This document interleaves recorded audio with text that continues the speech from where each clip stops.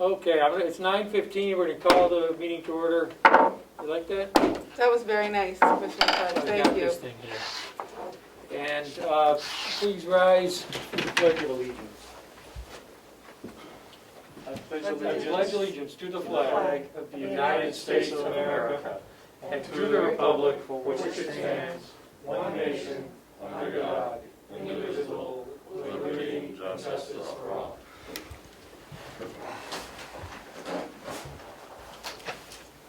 Do we have any, Melissa, do we have any additions to the agenda? Yes, we have, the DPW director is also presenting an RFP for the grease trap, the cleaning, Okay. and later on, when you do your non-public in the afternoon, if you could add, under number 19, we need to go into non-public under C and B. SEMB. Yes. Okay. All right. So we have two sets of minutes to approve, Melissa, but there were some changes that I mentioned earlier. Kim, did you have any changes to those? Not the ones from the tour. I'm only seeing one in here.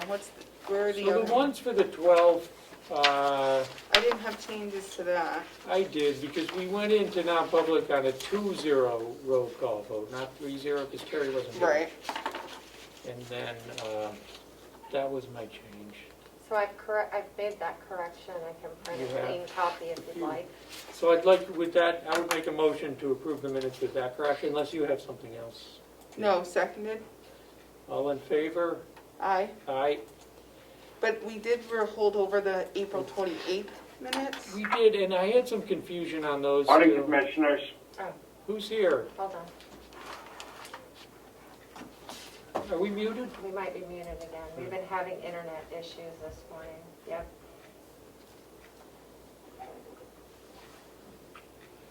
Hi, sir, can you hear us? The host would like you to unmute your microphone. You can press *6 to unmute. I got it all set. We're getting feedback.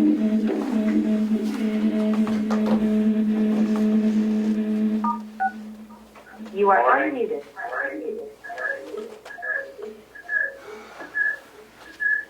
We're having a problem, Melissa. Yep. All right, we'll give it a try, please. Oh, it's still there. So who do we have today? We're having a... This meeting is being recorded. There's a bit of an echo going on. I'm going to try something now. Let me try to merge. Okay, that's it.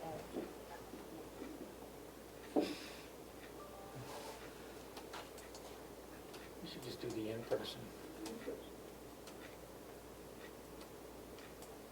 won't let me merge with us.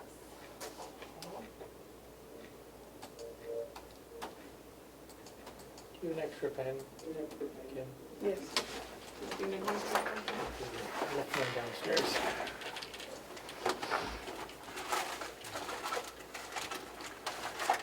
What don't I have in my mommy bag of tricks? That is the better question. Okay, could you please try to say something to Representative McConkey or Good someone? morning, Representative McConkey. Hey, good morning, Commissioners. How are you today? Good, can you Good. hear us now? Okay, you're good.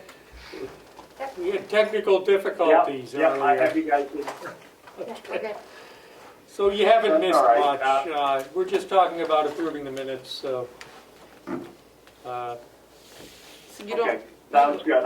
I'm here to hear the conversation with Dale Drew for the blueberries. Okay, excellent. So on the 28th, I did have a question about the minutes on the 28th. When we went into non-public, what page is that on? I don't know, they're not in my thing. I just know that we didn't approve them last week. So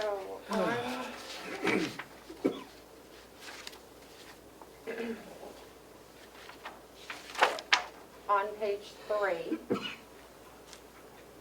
there was a motion to seal the minutes, and that motion passed, but it doesn't say that the motion passed in the minutes. Right. So I've also corrected that. I can print copies of that one as well. So with those changes, so it was, it's page 3. It says, the meeting reconvened. Commissioner Cesari made a motion to seal the minutes of the 7 sessions, and then it just stops there. It should say the motion passed. And right above that, it says the minutes were not sealed. Yeah, However, and they that was, were. yeah, remove that and say the motion passed. Yep. And with those changes, I would make a motion to approve those minutes. Seconded. All in favor? Aye? Aye. It passes. Okay. Do we have any media questions today? I'm here for the blueberries and I think the Recovery Act funds and all that stuff. One thing that came up at the OSPI Selectmen's meeting was, are there strings attached to the federal money, and have we really looked at that? I think Representative Smith is investigating that possibility, but you never know what's attached to the Washington money, and I know we have 2 smart lawyers on the commission, on the Board of Commissioners right now, and just wondering if they've looked at that and made sure that there's nothing, no shenanigans with that money. So, with regard to that, I've been through the interim final rules several times now that the Treasury Department has put out. I didn't see any strings, but I'd be curious to know what others think, and we'll find that out. There's also an opportunity for comment on those interim final rules. They weren't put out as proposed rules. They were put out as interim final, so they are effective. But there will be an opportunity for comment, and then the final rules will be issued. There's limits on what we can do with the money under those rules. Apparently, the OSPI resident, Dallas Emery, suggested that there was something to do with immigration, and was that correct? It was immigration that it was he tied it to? Or there was some news report about that. I haven't had time to follow it up, but I'd just be curious to see if you found any, hidden strings like that. What sort of things with immigration? What was it, Ed? Do you recall? Ed Comeau off camera. The fact that the fine details may have the recipient of the funds have to take in a certain number of immigrants from the border issue. That was the rumor. Yeah, so I think he saw it on, on the news. I think there was a governor from somewhere who raised it. It would be interesting to see it in writing. That would be in the rules, so if you could point out that section in the rules, that'd be great. I haven't seen that. We'll keep an eye out for it. Okay. I would note the Association of Counties, to which the county is part of, has a legal team that does specifically that, looking into them to advise counties on what they can spend it on. And now that the rules have actually come out, they can complete that review, and we should have that info soon. So while I may be a smart attorney, my field of practice is prosecution. So if you need somebody prosecuted, I'd be happy to do that, but I'm not going to comment on the ins and outs of that contract, especially when the county's getting an opinion. Collectively, the counties are getting an opinion from an attorney who does primarily that kind of law. All right, well, I'm glad somebody's looking at it. All So right. I guess the answer is we'd have to wait, Damon, until we get that opinion from the Association of Counties before we would know, and I would assume that attorney would pick up on that if it is in fact in there. Okay, great, thank you. Any follow-up, Mr. Steer? No, that's it. Okay. Any other media questions? None today. Any public input today? No, seeing none. The manifest for today, Joe, do you have that? It's looks like- $174,663.52. Okay, that's different from what I'm seeing here. You said for today. Yeah. So Oh, for last week, it was the 460. Last week okay, is the for last full week figure. it was 463, Right. okay. $463, 421 cents. Yeah. No, That was for last week, okay. $463,421.87. It's Correct. funny because on the board it says May 19th, so that must be a mistake. Should have said May 12th. It should have said May 12th, because that was last week's, okay, Correct. all right. We'll note that correction. So we also, so today we have some folks from the Boy Scouts, Dale, Drew, and Tim Brown. Do we have both of you here, or? Dale's not able to make it today. Okay, His mother is ill. why don't you go ahead and introduce yourself, and, Okay, I'm Tim Brown. I'm from Troop 151, Thank you. Tamworth, and surrounding towns. I have 2 copies of that. What we want to do is put in this laser unit to keep the birds away from the blueberries. And this particular unit will pan back and forth at a certain pattern. It's a programmed pattern. And there's a site you can go to and see some people talk about how well it's been doing on their cornfield or their grapes, their own crops that they have. And it's not 100%, but it's very close. It's a good deal. Now this unit is usually about a $19,000 unit. And then we found out later that we're going to need some kind of energy source. So they threw in a solar panel with it, which is an additional $1,000. But we're getting it for about $7,000.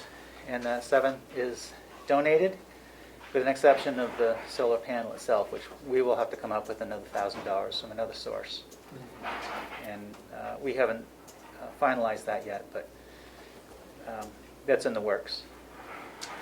And we're searching out for someone to donate $1,000 or groups. these are to protect the blueberries that the Boy Scouts are growing? Yeah, yeah. In the past, last year we had so many blueberries, we couldn't possibly pick them all. There were just so many. We didn't know how many we were going to get. I know it was going to be a good year, but if we had done some more active advertising as far as pick your own program, yeah, that'll pick up a lot.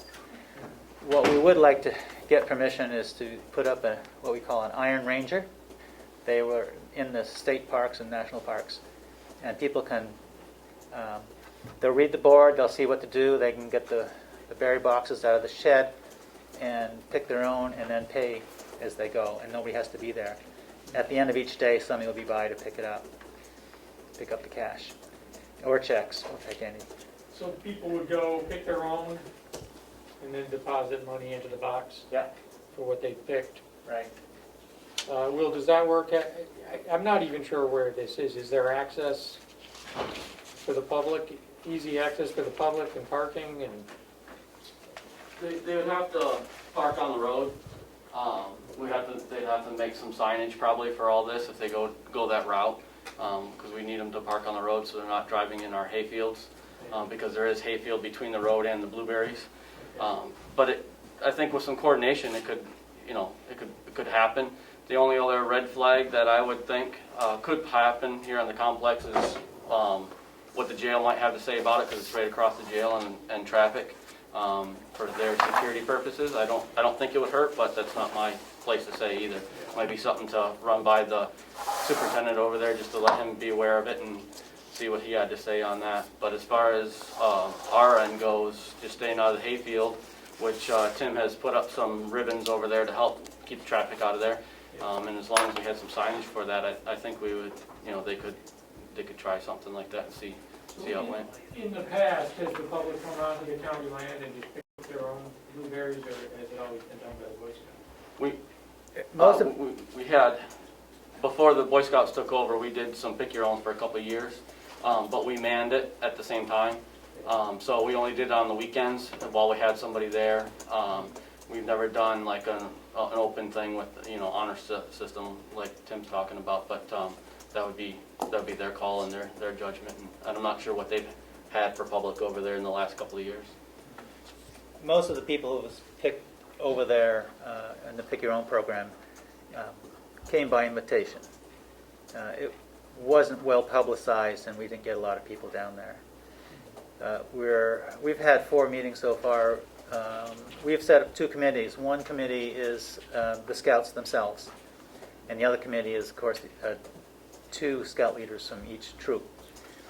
And when you combine that with each troop has their a board for the troop of adults, we're talking about 6 committees altogether. It's a lot of committees to get something like fertilizer purchased through. So I'm looking to speedline, cut out some of the committees if we need to purchase something in a hurry, like berry boxes or something. I don't need to go to each 3 troops and then the 2 committees and then this committee. So I want to streamline that a little bit. That way it'll make things go smoother. But as far as this year, what we want to do is, one suggestion is to make little business cards with our, we now have a brand name. It's Carroll County Scouting Blueberry Project. And that'll be on anything that we print out for handouts. So little business card size things that people can have, and maybe a little map and little directions. And then a flyer that we can hand out, and then media. Most communication is done through social media. And we can use the paper, too, as a way to let people know that we're picking blueberries. Are we limiting it, the picking season? What dates would we be looking at? Well, last year I started picking on the second week of July. It'll vary from year to year. And then we picked through the 10th of August. And at that point... So it's a good 5-6 weeks, Yeah. the picking season. Yeah. And so your proposal would be that this would be open to the public every day to just come pick on their honor, Yeah. deposit the money into the box, and somebody would pick it up every day? Yeah. There's somebody in Moulton Borough, he has passed away since, but he had about 1,000 bushes, and he would pull in $15,000 on average every year through a Pick Your Own program. But that may have been near his house or something, and a little bit easier for him to manage the bushes. How many bushes do we have? At last count is 864 bushes. That's a good number. Yeah. How big an area is It is, I have that written down. We actually measured it out. I think it's just under 2 acres. it? Okay. Yeah.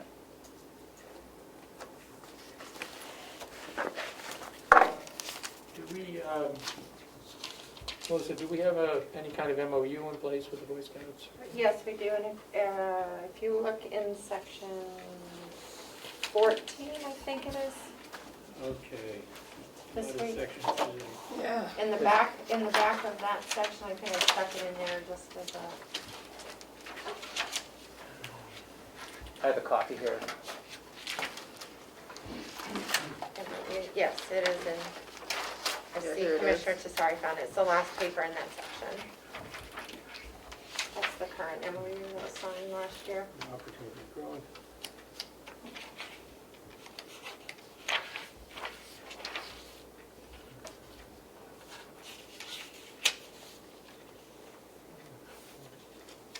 Yeah, this doesn't cover, this covers the Boy Scouts having access for growing, cultivating, and processing cultivated blueberries. It doesn't talk about opening up access to the public for sales and picking, so you might want to look at that. It sounds like it's potentially going to expand this program and have a lot more people coming onto the county land.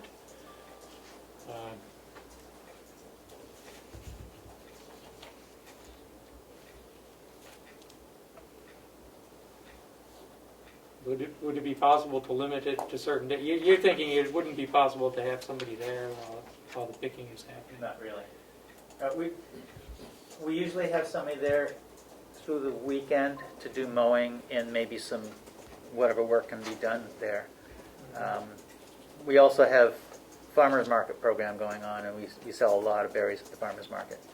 And so if people want to come on Saturday mornings, then they can come and pick on Saturday mornings. Where's the farmer's market? There's one in Conway at the K.A. Brett School, Okay. and there's another one in Wolfboro that Troop 142 is looking into. That sounds very good. You don't, okay. So you transport the berries to the farmer's market? Yeah. And then there's another one on East Conway Road, Conway. And so last year it was mostly picked by the Boy Scouts themselves? Yeah, And a few invited guests from the public. right. And a few invited guests from the public, yeah. Do you have any concerns? No. I see we have Representative McConkey here. You said, you indicated you came on for this, or did you have thoughts on this? Yes, thank you, Commissioners. Inviting the Boy Scouts in and having them bid on this project, in the end, the whole discussion there came out of a subcommittee in the farm, led by Dale Drew, a number of years ago. And I think the proposal that you have before you, and the great work that Dale and the others have done to get this system to laser, whatever it might be, is absolutely phenomenal. Should be supported. Them, the Boy Scouts, the leaders, should be commended.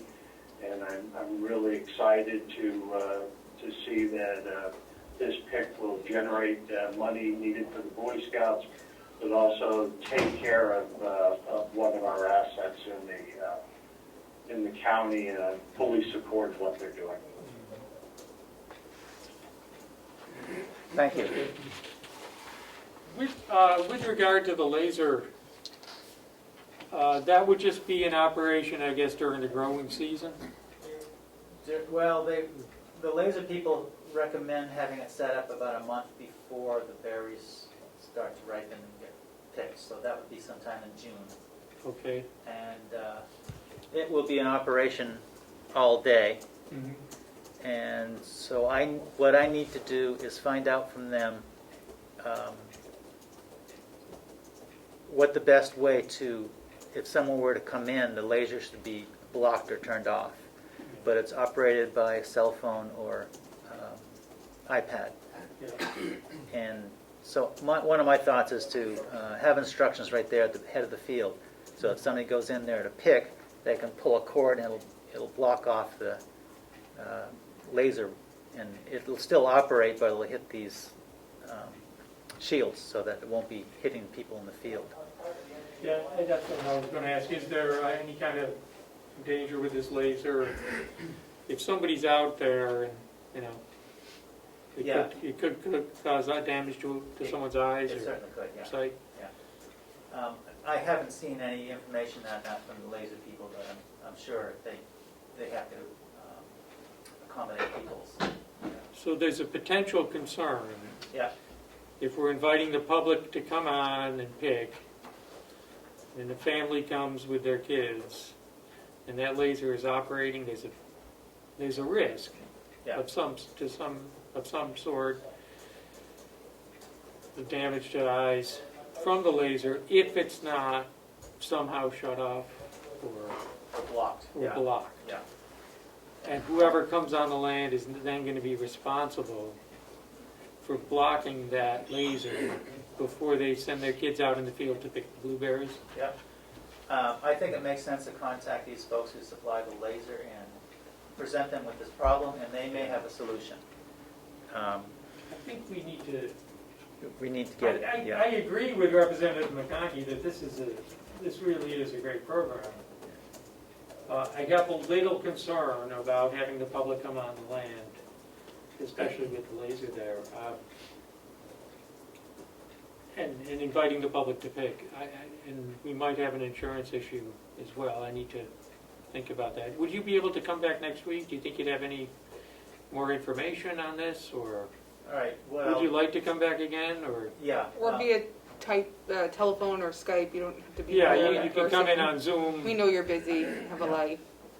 Okay, yeah, that would be possible to do that. And in the meantime, I'll let Dale know, and he's been in contact with these folks. Okay. Can I ask 2 questions? Yes, Mr. please Chairman? do. Is it harmful to other animals or to the birds? I think that's up in the air. I don't think they really know. Okay. The birds just stay away. When you look at the video, they show something that looks like a bunch of gulls in a landfill, and they went across, and all the gulls just took right off. And it'll keep the birds away. There's a certain number of birds down there now, anyways, nesting. The bobolink, for instance. And I noticed that the bobolinks come in, they like to sit on top of the bush, look around, do their calls. And I think what will happen is they will just move away from this particular area. They just don't like that light, and they will nest further away from I suspect they will nest further away from the bushes.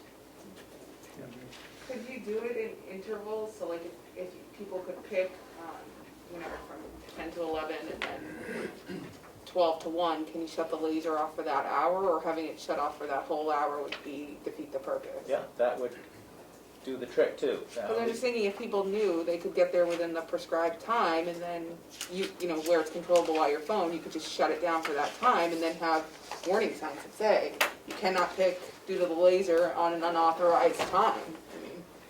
Yep. They say that the birds are most active in feeding at dawn and dusk, and so certainly it could be on at those hours. And midday, they may not feed, but my thoughts are, I've come here at midday and I've seen flocks of birds just take off from there. But they may have enough sense that once they find the laser is active in this area, they may want to stay away during that time. But they're animals, they're smart. They will learn that, okay, midday, it's noontime, it's time to eat. And they might just go down middle of the day while people are picking because the laser's off.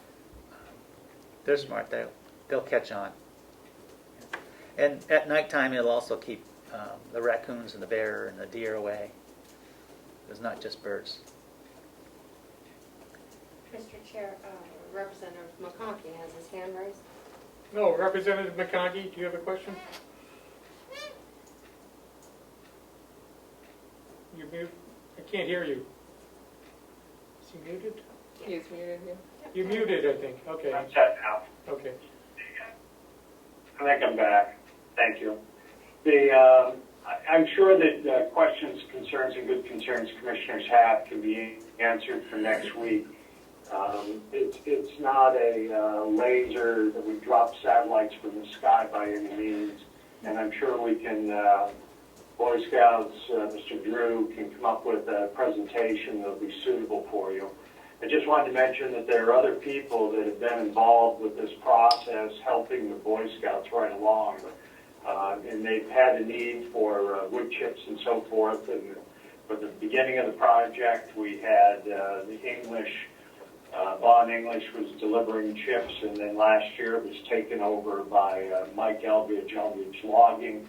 I just thought it should be mentioned that there's other people that have always been happy to help out here. And I'm hoping next week we can get the questions answered for you on the lasers to set everybody's minds easy on the project. And thank you. Thank you.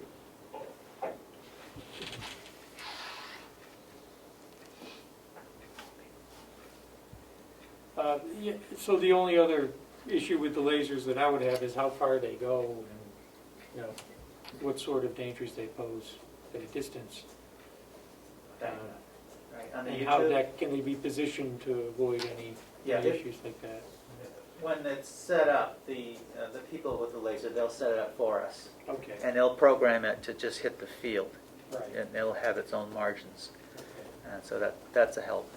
And then I just had a thought that regardless of the laser danger, what we could do is we could leave every day in the middle of the day open for pickers Okay.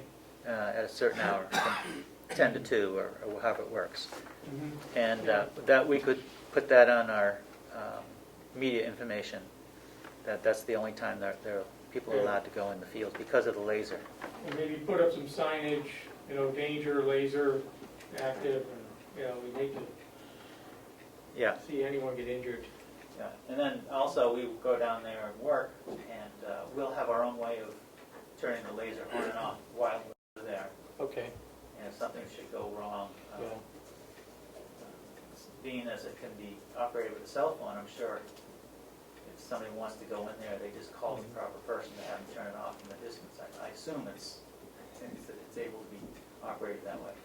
Okay. I just got this information this morning, so I really haven't been able to paw through it quickly and Okay. look at it, get more informed. I'm sure Dale knows more than I do, but he's unable to be here. Yeah. Yeah, let's find a way to make it work. We should also talk to our jail superintendent to make sure if he has any issues. Okay. I would think his only issue would be they have a lot of inmates foot traffic coming and going from the jail. But you said the lasers are going to be pointed to the field, which is not the road. So I would think. Yeah. I think it would be I would, what I imagine it being uphill because they like to have the height to get the chute down into the berries and pointing away from the field. So it won't be near any cameras at the Okay. jailhouse or anything. yeah. We also thought maybe we would like to put up an iron ranger, which means digging a hole and putting in a post, sturdy post, maybe an iron post or something, so it can't be sawed off and taken away. And we'd like to get a porta potty down there. And we're just talking about maybe making some kind of larger shed so that we could leave a mowing machine and berries. And so people, when they go down, they can help themselves to whatever berry baskets we have. And put our tools in there. There is a shed down there now, but it's not big enough for a mower, of course. Maybe netting or whatever else we have accumulated. I have no idea what size shed we need, but we just probably put it next to the one that's there. Okay. Yeah. All right. And the money goes to benefit the Boy Scouts. Money goes to Boy Scouts. There's very little ability for the boys to earn their way to camp or to run the troop. Right. Okay. Yeah, the district let us know a few years ago that it costs $110 to send one boy through. This includes the insurance and registration and running the district, so it was over $110, and that was 4 or 5 years ago. And I'm sure it's gone up since then. And a lot of our activities have just been canceled, and it's hard to do campouts like this. So yeah, we've run into difficulties, and then same thing with merit badges. They're coming in slow, and advancements coming slow because we can only meet so many minutes. So things are tough, and this is a big help. So We really appreciate it very much. Thank you. Yeah. Well, thank you. We appreciate the presentation, and let's find a way to make this work. So. Yeah, I would totally support this project. Yeah. Okay, thank you. Thanks. Okay. Could I ask for one of those Yeah. back, the one with the staple big hoops on it? Sure. Do you sure want can. another copy? No, I can get Put this down in our office. Okay, great. Thank you. Okay, thanks. Yeah, we'll keep this in our office so everyone can have access to it. I would note for the record, it seemed to contain emails which were bids for the laser. Doesn't seem to be the bidding process is triggered for the county because it's not being purchased by the county, it's being purchased by the Boy Right, Scouts. that's their- So I didn't see that as a Yeah. And potential issue for the benefit of the record. it will remain the property of the Boy Scouts. The laser. So, Okay. I anticipate, yeah.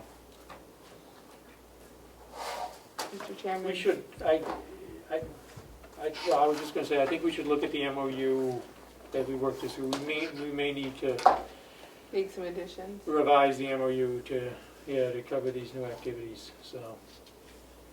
The- Go ahead. Media has a question. I I can was see just that. wondering if I could check out the packet, if you'd consider it public. This is the Boy Scouts. You can take out this one.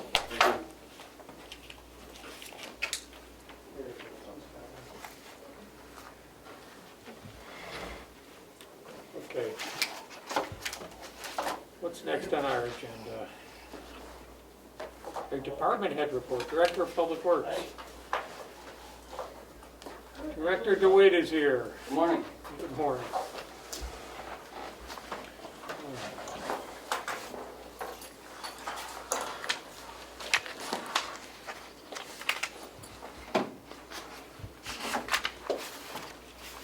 I had a couple things this morning.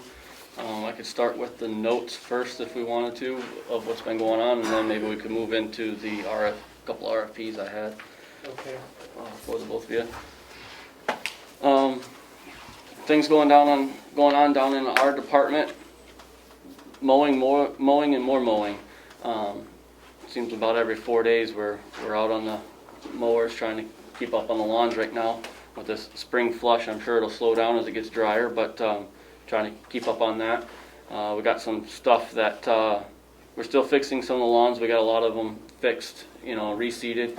Some of the seed hasn't, taken real well yet because we've been pretty dry, but as soon as hopefully we get some rain, that'll improve.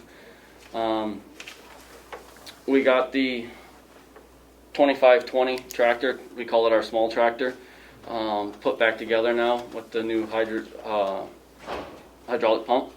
Good.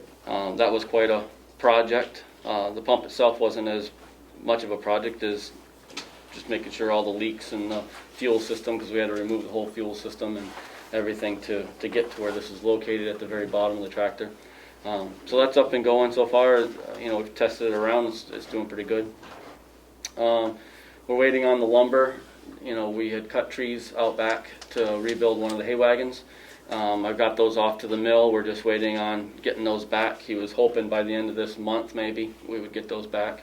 And we'll see how that goes. We'd like to get that rebuilt. We bagged and sold a little bit of camp wood. We don't have much wood left out on the wood lot.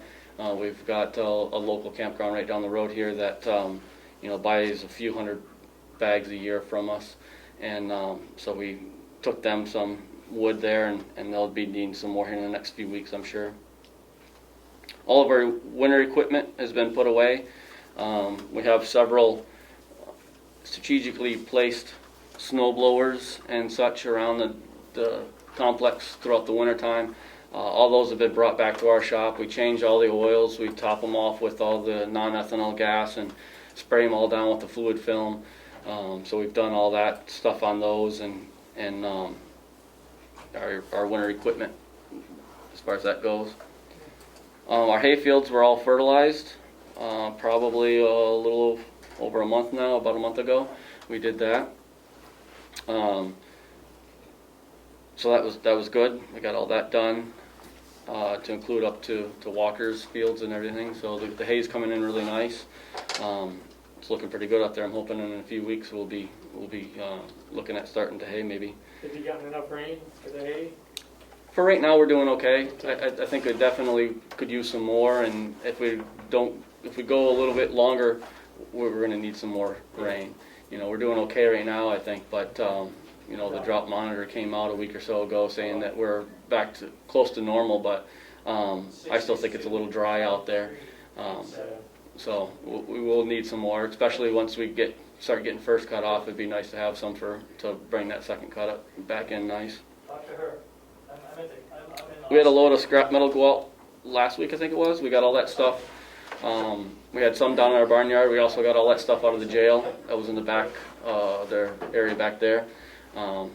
That's been sitting back there. And we got some more. We got some behind the old nursing home. We had hoped to maybe dismantle those a little bit and try to sort it, but that task just seems overwhelming now that we don't have the labor from the jail that we used to have. So I think at this point we get a couple days, we want to just get it cleaned up so it looks better back there and get what we can get out of it. That load that we took out, I think we got a little over $300 out of it, so well worth the time. We got a knife valve down in there's a pit out back that all our wastewater goes out to this pit and one pipe, and at that point goes off into 10 different pipes, basically, to go to our septic field. And there's a knife valve in there that is leaking. Started leaking probably late last fall, I'd say more wintertime. And it wasn't real bad. We kind of been keeping an eye on it, and we wanted to get through the budget season and everything.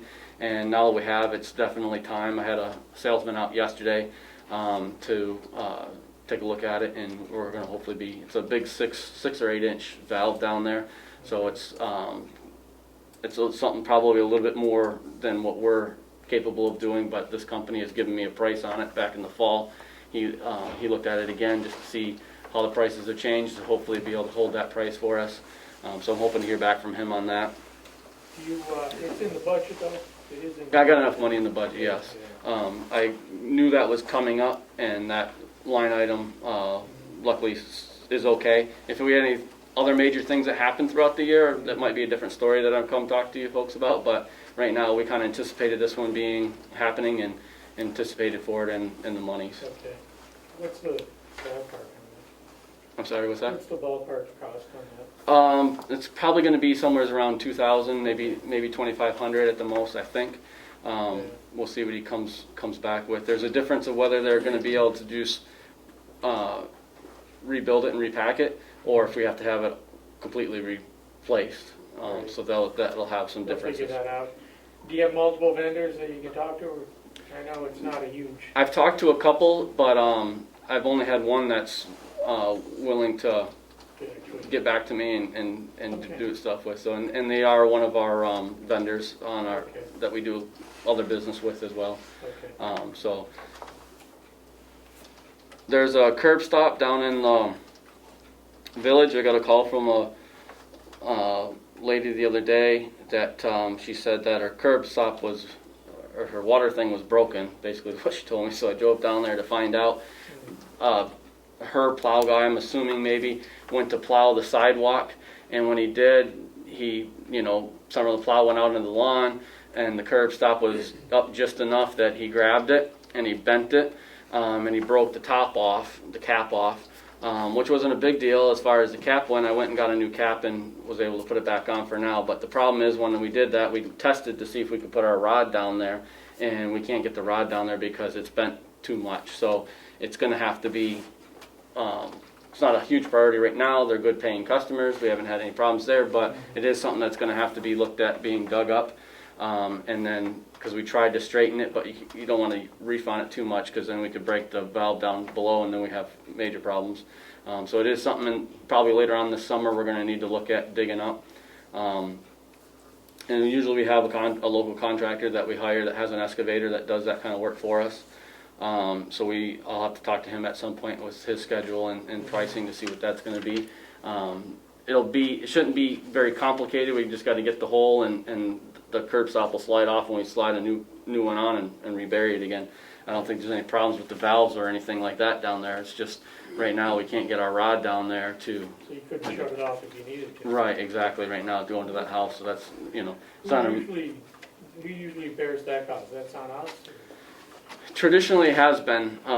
It's kind of one of those gray areas in my opinion, because from the way our policies are, the curb stop to the house is anything in there is the homeowner's responsibility, but the curb stop to the main line is our responsibility, and we're talking about the curb stop. Mm-hmm. So, I kind of think that's our responsibility in a lot of ways, but also different circumstances in my opinion. And I mean, yeah, we fix it this time, but if it gets hit again next time, or people need to adjust. They gotta watch what they're doing. Yeah, exactly. The plow operator should be bonded. Right. To So. begin with. Can you make it lower so it doesn't get hit? That's what we'll try to do when we rebury it. And sometimes it's right on this like little knoll, and maybe the soil, you could never see it before, but eventually the soil's moved or whatever, or he's grabbed more soil over the time with the plow, or who knows what's happened there. And now it's you can see it, but when we do it again, the idea is to try to, we usually try to sink them a couple inches at least below the surface, just to, you don't see them and don't hit them with lawnmowers and plows and things like that. So we'll look at, that'll be a project at some point this summer or this fall, that I think we'll need to to get done, just so that it doesn't get forgotten about, and if we need to turn that water off for some reason, all of a sudden we can't, you know, so it's something that I'd like to make sure that we take care of. Been doing a lot of maintaining with the water and sewer. We had some testing done. A couple weeks ago we had the PFAS testing done, and then we had the groundwater testing done. And just yesterday we had our 40,000 gallon tanks behind the jail pumped, which means probably when I'm done here we're going to go out, and we got 2 pumps in our wet well that usually every May when they pump that, we get about a 24-hour period where water's not flowing into those pumps. And so we actually pull those pumps, and we take the power washer down there and we wash them, just do kind of preventative maintenance every year. And knock on wood, that's helped a lot of keeping our major problems out there minimal. So that's on the agenda to do today, and that's just something, like I said, we try to do yearly when we have that pumped out, and stay on top of that. The last thing I had on there was that we got the Ford truck undercoated. I took it down and got that done. It was $230 to have it done, and the stuff is pretty nice looking stuff. I thought it looks like a Vaseline kind of stuff on there or whatever, and so we're going to try to make sure we maintain doing that every, you know, for that kind of price every year. It's well worth it, I think, on the newer truck. And so we had gotten that done. That was on the list of important things to get done this spring. So that's all I got on that. The other 2 things we have is the request for proposals. I'd start with the grease tank pumping. The nursing home, we have 3 grease tanks over there. They're 2,000 gallon tanks. We used to get them pumped twice a year, and then we looked at a couple of years ago going to 3 times a year because it was just packed in there so hard that the company that was sucking it out was having a hard time breaking it all up, and there's better chances of it going down to our system. So we had went to 3 times a year, and they do a good job. But I think it's been probably a little over 2 years now that since we have done that. We don't run my department. I don't have any contracts with any companies really on the things I do. Most of the stuff that we do for RFPs like this is just to get the lowest, you know, try to get the lowest price in or the best service to do that. And so that's kind of where we're at. And every few years we just like to check on it to make sure that we are still getting a good price on it. And that's where we are with this one. Right now we have a company that, I'm trying to think, I just had trying to think of the name off the top of my head. Stewart's, thank you very much. Stewart's, they're out of Massachusetts. They come up and they pump it. And historically they've been the best price because they have their own plant down there to process this stuff. A lot of other companies around have to pay to get rid of it. And so that's why we've had them. We've had them for a long time, but again, you know, Bob and I have talked about it and stuff, and I think it's just time to double check that their prices are, you know, fair and within. It's not that their job is bad, but that their prices are good and reasonable for what they're doing. Okay. So I think it's a good idea to do an RFP.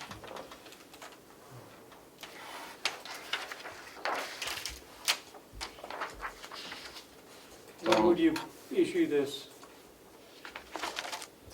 I'm sorry. You looking to issue this immediately?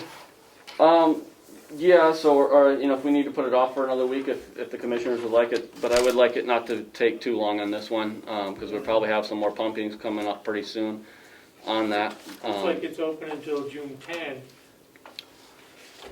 which, if we approve this today, have you had a chance to look at it, Commissioner Tessari? I think it's pretty straightforward. Yeah, so did I. You know, the top paragraph or so is what I put in there, and then, you know, Melissa helped with the regular verbiage of all the others so that they stay consistent. What is proposing to be written? June 10th, what day of the week is that, Melissa? It's a Thursday. Okay. Bids are typically due on the Thursday prior to the opening the And following we would open on the Wednesday. following Wednesday. Right.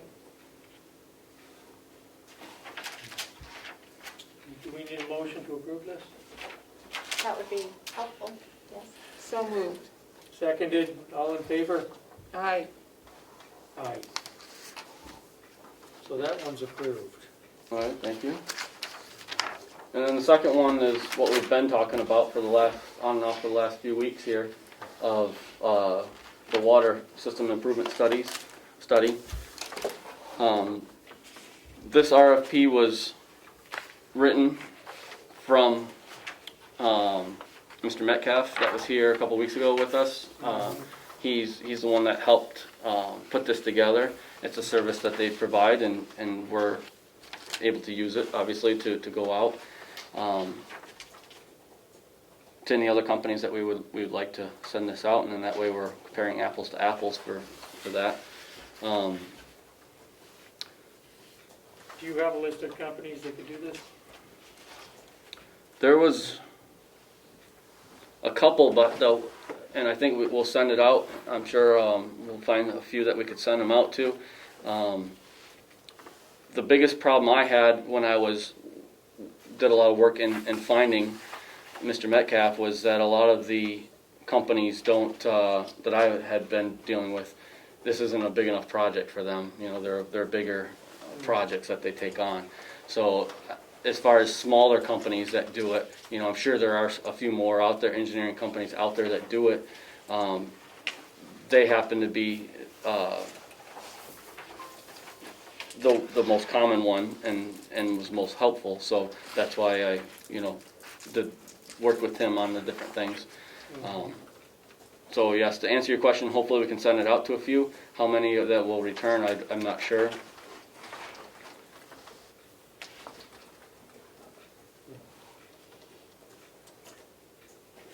This one's a lot more detailed.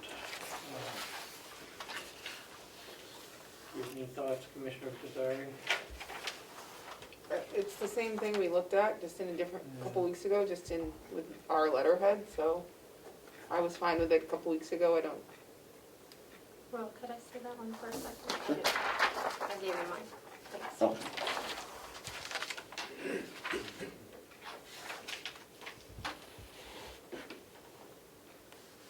Well, I'd take a motion on this. Make a motion that we approve the request for proposals for the water system improvement study. Seconded. All in favor? Aye. Aye.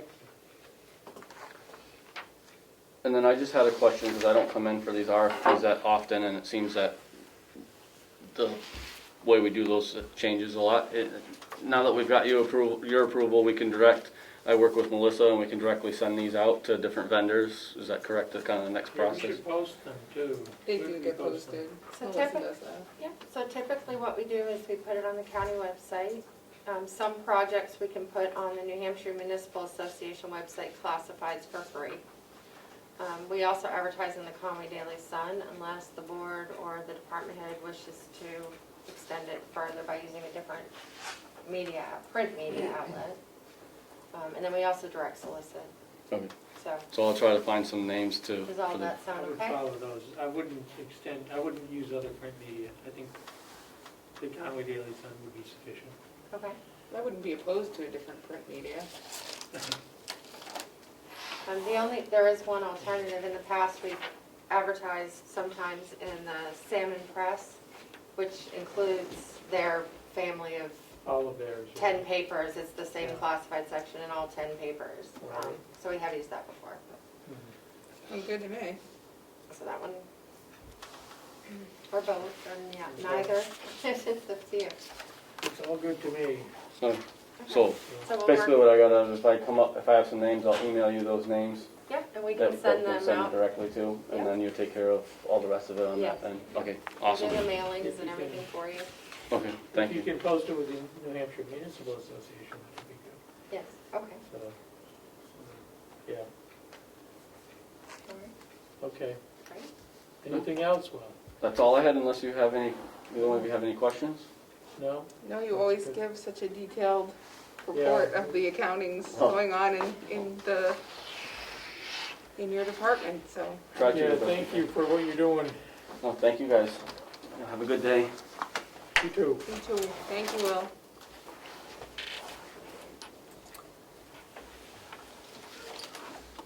What time is our off-camera meeting? Oh, it was at 10 o'clock. 11.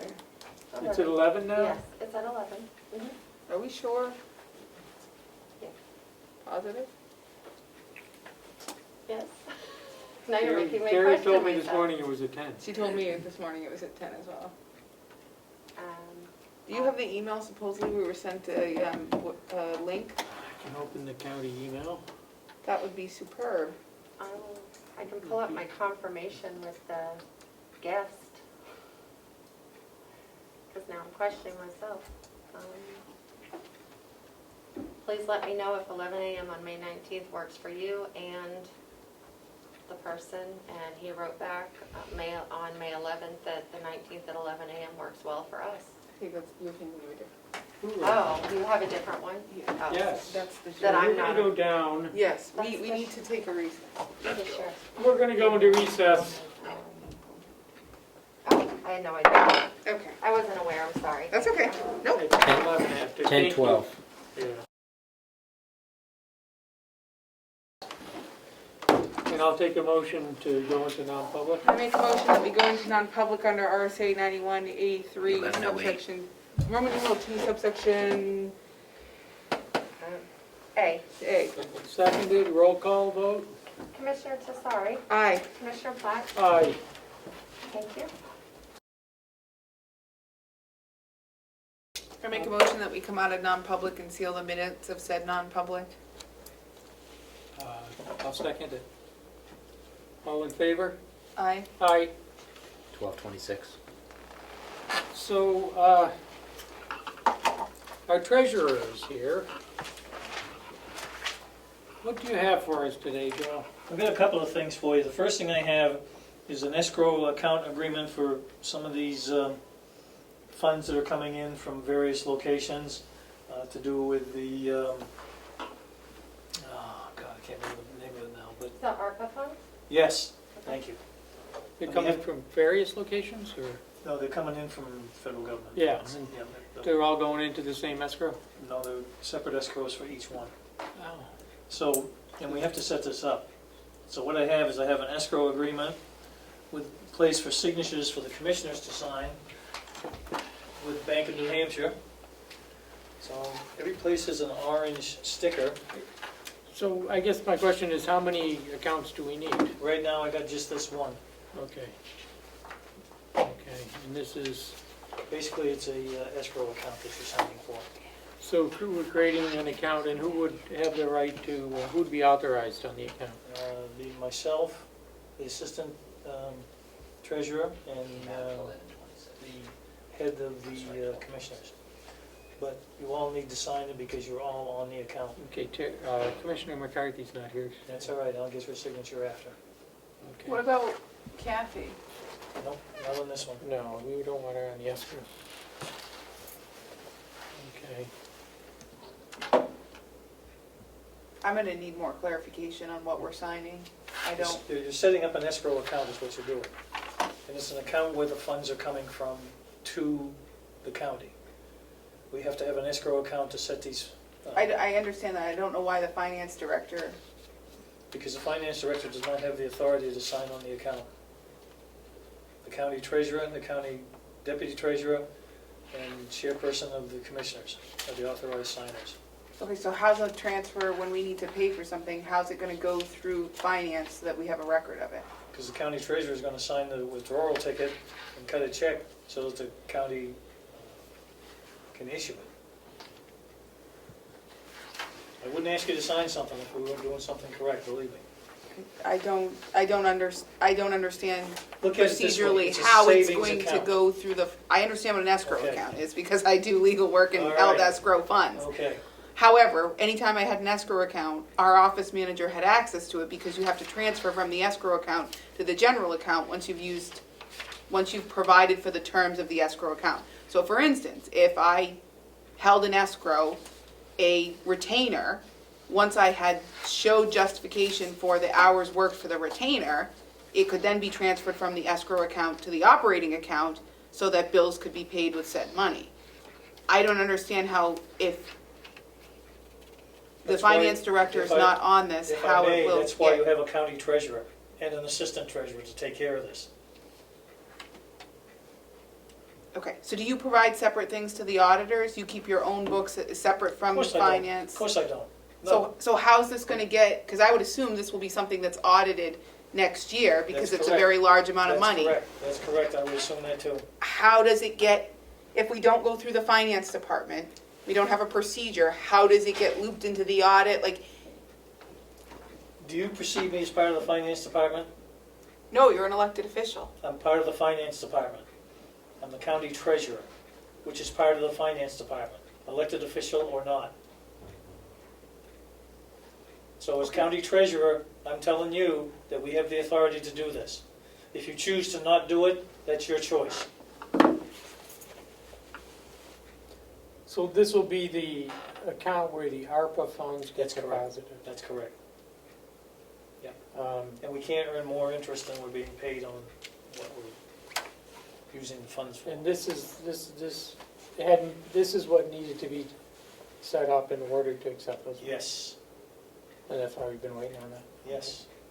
And if we don't have the account set up, we can't accept the funds.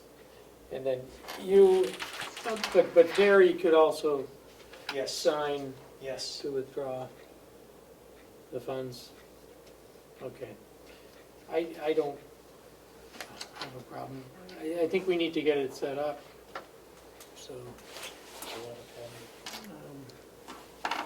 minute.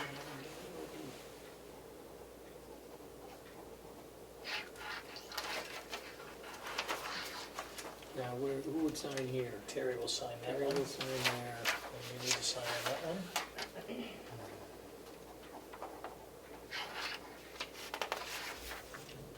And then That's giving the this, authority to A, B, and C, which is myself, Terry, and the assistant treasurer. And the secretary of the board has to sign that. That would be, we don't have a Commissioner secretary. Cesare. We have a clerk.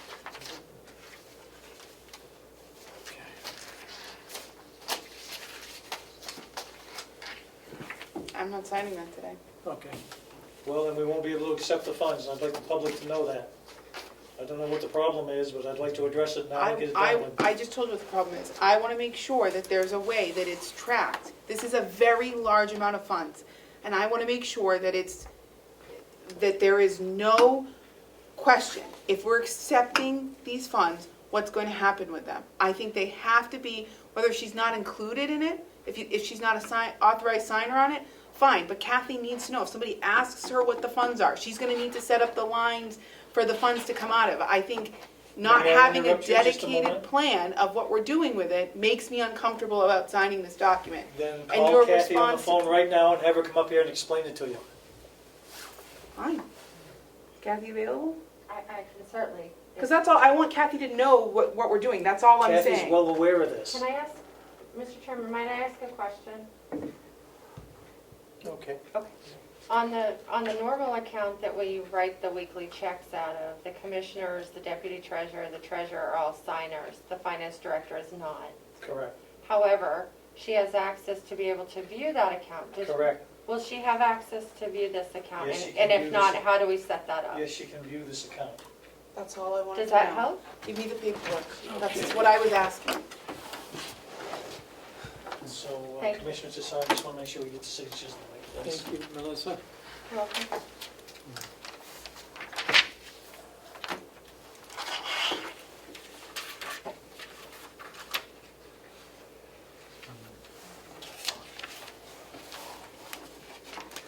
That's where Terry will sign.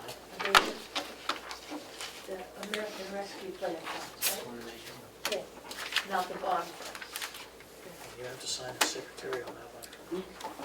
When do we get those? The 27th.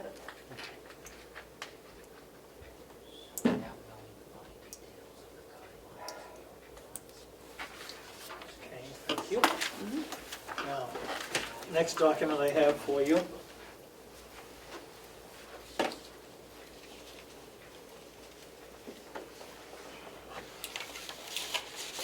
This is the memo, I don't know, did you guys receive the memo from Kathy, reference the people who have credit cards? Is that in? I did not receive it, I don't know if you Okay. did separately.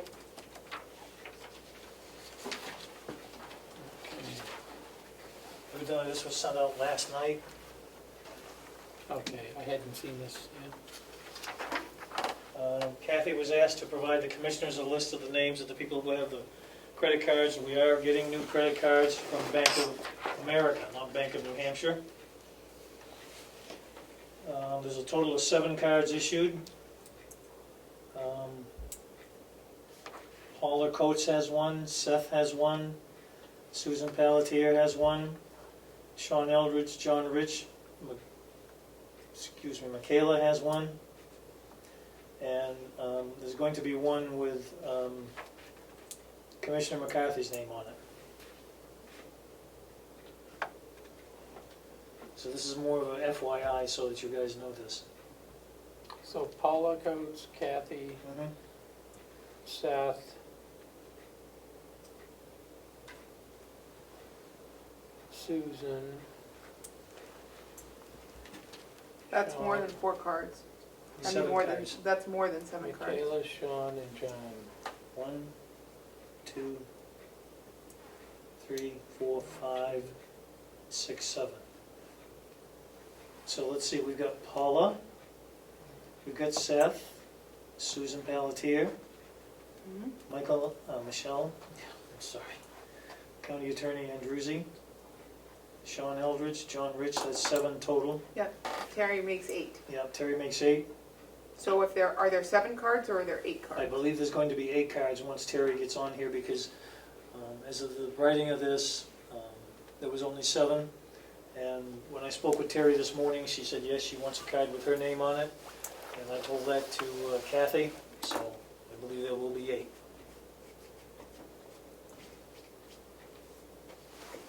As I said, it's an FYI. But Kathy has a card as well? Yeah. Yes.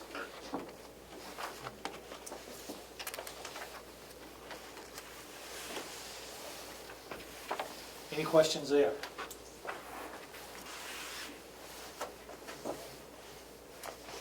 And John Rich has a card. Yep.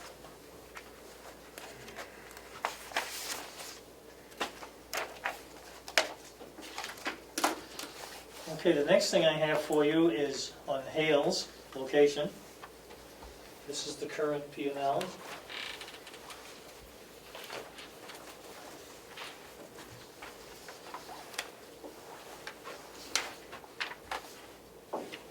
Pretty much self-explanatory. Are we over budget? Looks like. I don't think we're over budget. It says 4,900 over.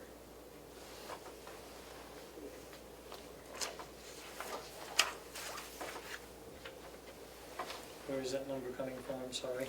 Very bottom, right-hand corner, page 1.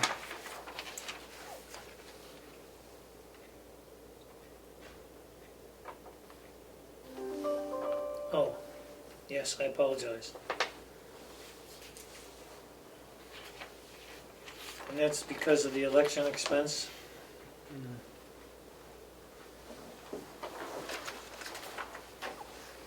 That was, it hadn't been budgeted? I don't think enough had been budgeted, quite frankly, based on the number of elections. The election expense.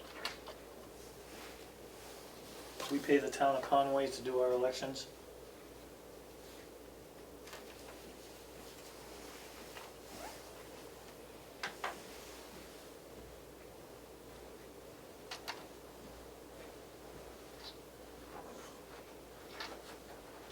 So what line?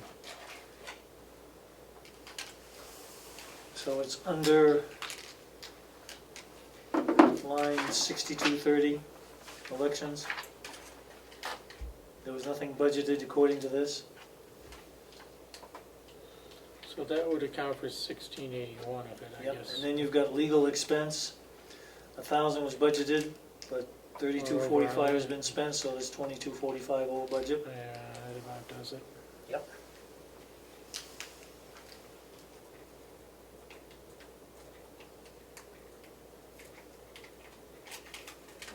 You went down and grabbed my binder.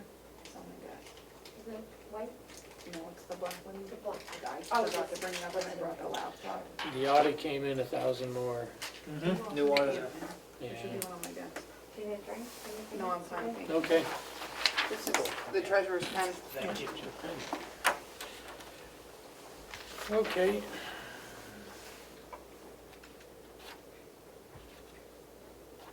Well, hopefully we don't have more elections. No.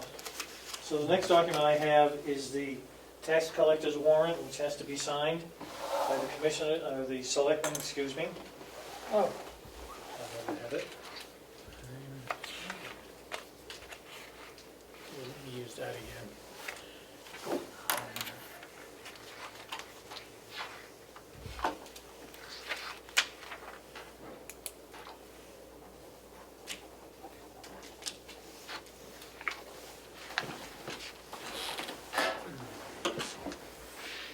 So this is for Hales. Yes. Do we have to make some kind of note of this in the Hales meeting? Because we're not in a Hales meeting. Or not. No, but it's followed under the treasurer's report. So in the minutes, it'll show under the treasurer's report, Hale's location, the tax document. When Melissa comes back, I'd like her to put this on the agenda for the next Hales meeting so we can mention that we We did can it, discuss so it, that it's yeah. publicly. I don't have a problem signing it, but we need to make a list of things we do outside of a Hales meeting. Yep. So speaking of things we do, I have 2 building permits. Can we put these off until Are the these meeting? for Hales? These are for Hales. Selectmen have to sign the building permits for Hales. Can we do that in a Hales meeting? The problem is they've already started the construction Why would they have done that without a permit? because it took so long to get the permit in place. This is the first we've heard about the permit. No, they have to get the approval of the association before they can do this. This is a formality where where the commission, where the selectmen just sign those. Because all the other stuff has been put in place. We did this a few weeks ago, if you'll recall. Did we do this in a meeting? I don't believe I was here for that meeting. The question seems to be, Melissa, we're not in the Hales meeting, but we're doing Hales business. That, And and we're that, following it under the treasurer's report. and that, there's a reason why it can't wait till June 2nd. Yes, because they've already started construction. Can you notice a Hales meeting for next Wednesday? I could, we could do it early if you'd rather, if you'd be more comfortable. Or supplemental? I just hate to sign off on a building permit and then have someone in the town actually object to it and then it not have been done in a Hales meeting. Well, let me help you with that if I may. First off, it's not a town, it's a Unincorporated. unincorporated township. Before they can get their building permit, the unincorporated township people of Hales Association have to approve it for them, and that's what they've done. So they're the ones Is that that are on a the hook. majority vote though, or does it have to be unanimous? No, it's a board vote. So there could still be a citizen of Hales, the unincorporated Which township, would go to the, who was unhappy with it, yeah, would go to the association. who would voice their displeasure to the association, and would also like to voice their displeasure to us prior to signing.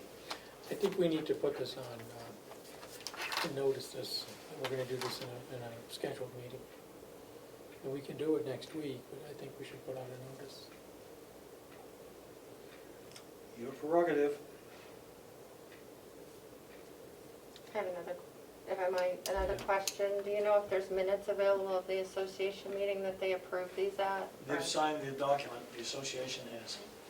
So I could probably get those minutes maybe through Michelle, or Denise, sorry, forgot her name for a second. Yeah, Sorry, you Denise. can get them through Denise, I believe. Just a record of any comment that they took or the vote they took. By them signing the document, they've approved it. Okay, That's all I can tell you. okay. And they're the ones that have to approve any, Well, if they've already started, it doesn't really matter whether if they decided not to wait, well, it wasn't a case of not what's waiting. the rush if they've already started? Yeah, it was a case of them taking so long to get it through the association. Yeah. It's not our fault, Yeah. This is the first we've seen it, I think we have to, I don't know if you want to leave those with Melissa, or? No, I will take them back and turn them back to Denise. Well, we need to, if we're gonna have the meeting, we need to You'll have it next have week. access to them, yeah, Yep. okay. Okay, that's all I have for Hales at the moment.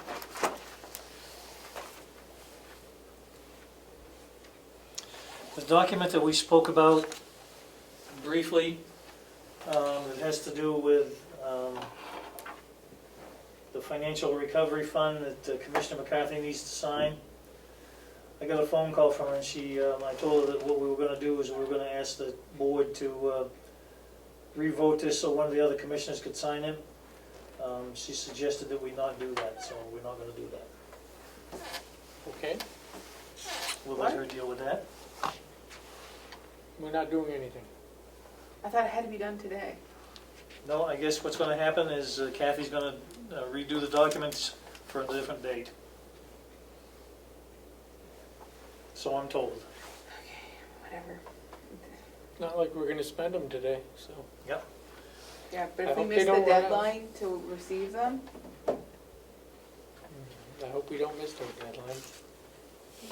Well, I'm that not owning unfortunately that. is kinda out of my control, I guess, at this point, so What is the deadline? I have no idea. This is a document that I was handed this morning Does Kathy know the deadline?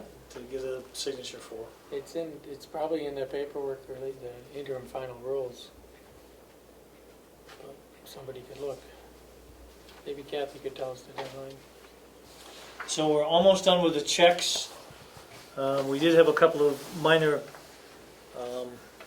errors with them, but it wasn't anything too drastic. We did get it corrected.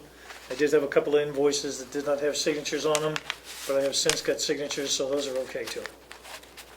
And I guess as far as an update on the financial audit, I'm told that it's ongoing.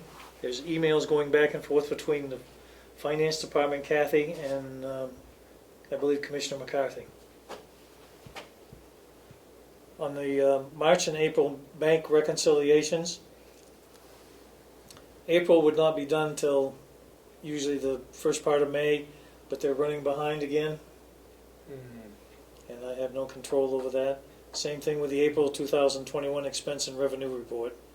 You know, we got one person trying to do multiple tasks down there again. So Yeah, I know. We It's a need to have problem. that. Yeah. Other than that, if you have any questions, I'll be glad to try and answer them. What are we doing with the bond money? Do we have accounts set up to receive that? The bond money will be coming, and there is an account being set up for that through, I believe, Bank of New Hampshire. A single account, or? Yeah. Two? Yeah, I think it's separate accounts for each one. And who will be authorized to draw those? Same people that are always authorized. Say again? Same people that are always authorized. The treasurer, assistant treasurer, and usually the chairperson. What about the registrar? No, the registrar has No? not Okay. any signature authority on that account. Okay. Yep. All right. Okay? And they will be two separate accounts then? I believe it'll be two separate accounts, Okay. yes. That's probably best. Yep. Try and keep a better handle on them. Yep. Anything else we can do? No. Could I just ask a clarifying question? I was a little confused about the previous item. So last week, the commissioners voted to authorize Chairman McCarthy to request the release of the ARPA funds to Carroll County. Yep. So, It hasn't happened yet. and if I could just have clarification, some documents need to be redrafted, or I don't understand what's happening. I don't think that's the Acker funds, is it? I don't The Acker know. funds was the account that they just signed to set up with Right. through Bank of New Hampshire. Okay, This is for the coronavirus local fiscal recovery fund. the CARES Act money. Yeah, the Is CARES Act money. Act money coming in that we need to? I thought that money had come in already. Yeah, I have no knowledge of I that thought money that was coming the in. 322,000. Yeah, I have no knowledge of that money coming in. where did that form come from? Came from Kathy. Can Kathy come up here and tell us if there's a deadline? I don't want to miss a deadline on receiving funds. Because the last thing I was told was that it was being changed to one of us so that we could accept the funds. When will that, Joe, when will the account be ready to Would you receive the like ARPA to- funds? Once Take we get it register open. Scott, and I Once we can sign write the an paperwork, answer for I you. believe. so Sure. we can Just wanna cycle call it. her. Yes, I gotta get to the I'll bank get now so her. they can Or process it. At least So can ask her. that be set up today? I don't know if I can't tell you what time the bank can set it up. So we can't receive the ARPA funds until that escrow account is set up? I would say that's correct, and it'll probably be tomorrow. Okay. Okay. And we don't know the account number yet? Nope. Okay, These are just the signature cards to set it up. okay. All right. Oh, yeah, okay. Yeah, we approved last week, you weren't here last No, week, so no. we did approve Terry signing to request receipt of those funds. So that's been done. She can do that, but I guess she cannot do it today because the account isn't ready. Yeah. So, My game plan was to bring it back to her today on my way home and have her sign it. okay, And then the next step would be to get it back here tomorrow. okay, that would be good. Yeah. Yeah, we want to get those funds in. Yep. Okay. Thank you.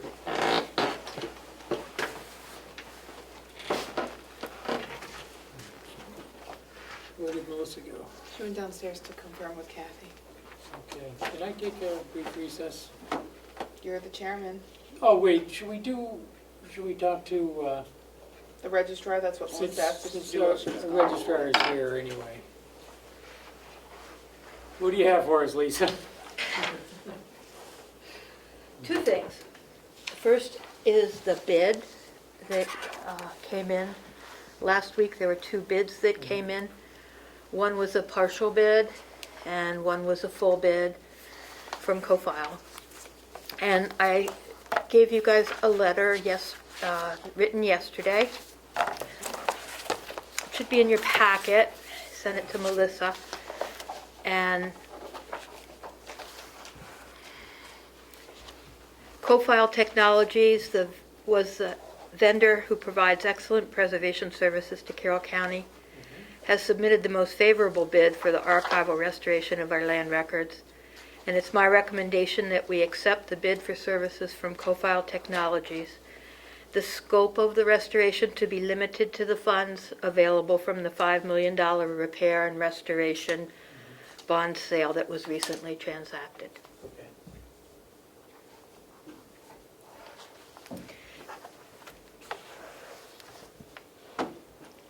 Do you have any questions, Commissioner Tassari? I do not.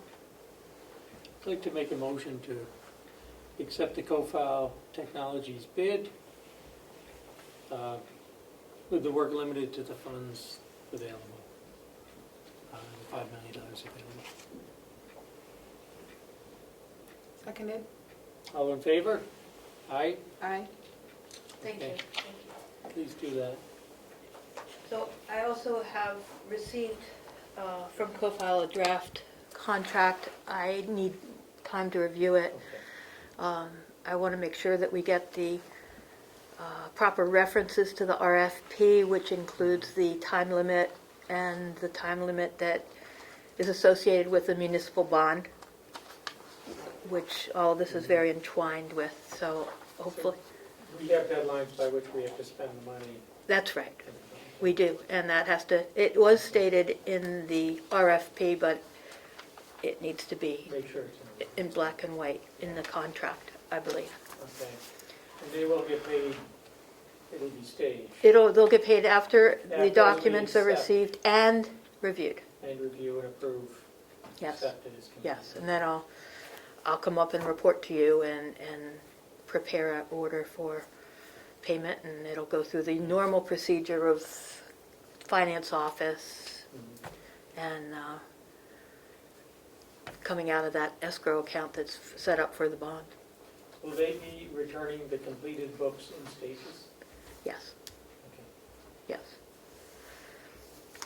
And we have worked out a delivery. I was going to ask about that, because you know, that- I'm worried about that. Well, I've talked to Yeah. quite a few folk, including our sheriff, and feel it's best to leave that to co-file and have that spelled out in the contract, that that is their responsibility. They will have insurance. And their proposal, which sounds to me very good, is to have 3 different rented trucks at the same time with 3 separate drivers, caravanning Okay, our documents together. yeah, And it sounds very good to me. yeah. If something happens to one, there's room in the other 2 to take care of the documents, Yeah, good. and 3 people. Can we Perhaps get an more. escort from the sheriff? The sheriff did not recommend that. Besides, it's only An halfway, and escort? escort out of Carroll County would only be for like 15 minutes, really. Yeah, it's a short drive to Comeau, right? To where they 3.5, go. Okay. Burlington, Essex, Vermont. Oh, it's in Vermont, okay. The other thought I wanted to broach was I see that on the agenda today that you have a American Recovery Plan Act committee discussion coming up with your executive coordinator. And you're aware that downstairs we are in the midst of having a land records management system put together that is upgrade. It's a totally different system from what we currently have. It will it's in response to some major, I really don't want to go into too much of our insecurities downstairs in the sense of computer technology, but this is long overdue. And I believe that the ARPA funds may be available for payment of the system if the county chooses to use some of them, and it would be a minor amount. This system, if it works as it's purported to, and as I anticipate, will pay for itself in 2 to 3 years. And it'll be a cost of somewhere around 200 and some thousand, 180 perhaps for the program development, and 40 for the computers that we would have to buy. So in the big picture of the ARPA funds, it's a small amount of money, but it's a big amount of money when it comes to So, my budget. we will be having public hearings on that. The committee will have public hearings. I'd encourage you to present a proposal, present that issue. Have you been through and go through the interim final rule and show where it fits? It's very full. Okay. But I wanted to offer my services on that committee if you care to have Oh, another okay. body on it that might be able to talk to this or about this. And Well, at a this minimum, is we want your input. So this is the guidance, that's and the guidance, yeah. it's going to be a big learning curve for That's- all of us. So that's the interim final rule, and they are taking comments, and if you have comments, you can submit those as well. Because the final rule has not been developed yet. It will be developed based on comments. Well, from what I've heard, that this would eliminate vulnerabilities to our system and allow us to work both on-site and off-site, which we really we aren't set up to do right now. Okay. So, and if other counties jumped aboard at some point, it would allow other counties to help out each other, which is how it's planned and going to be functioning, and may already be functioning in Massachusetts. Okay. So there are a lot of advantages, plus the cost. It will pay for itself very quickly. So I just wanted to offer that. That's good. And one way or another, we'll want your input on the committee, Okay. so decisions can be made. So, Okay. Thank you. thank you. Would you like me to have our attorney review the contract for the records restoration? Our attorney? Who's our The one attorney? that we used to draw up the RFP? They were your suggestion, Barbara and Barbara. Oh, yeah. Let's do Right? that. Let's do that, yeah. Okay, Yes. I'll get something ready to get sent out Yeah. then. Yeah, let's do that. It's $5 million. Yeah. And I think the records are worth more than that, so They are. the transport is what we need to focus on. Thank you. That's pretty important, so, thank you. Joe? Thank you, Mr. Vice Chair. Going through these treasurer's documents here for signatures. First off, is that my mask? Did I lay that down there? No, that's mine. I'm sorry. I don't know what I did with mine. I don't know, you want to borrow? You don't No, want to use I'll try to do mine. that. I've been using it. Anyway, I have a request for payment. Mr. Chairman, before we move on from Registrar Scott's, if she's gonna go speak to council, I think we probably have to have an official vote on that. I know you and I just said it was okay, but we probably need an official vote.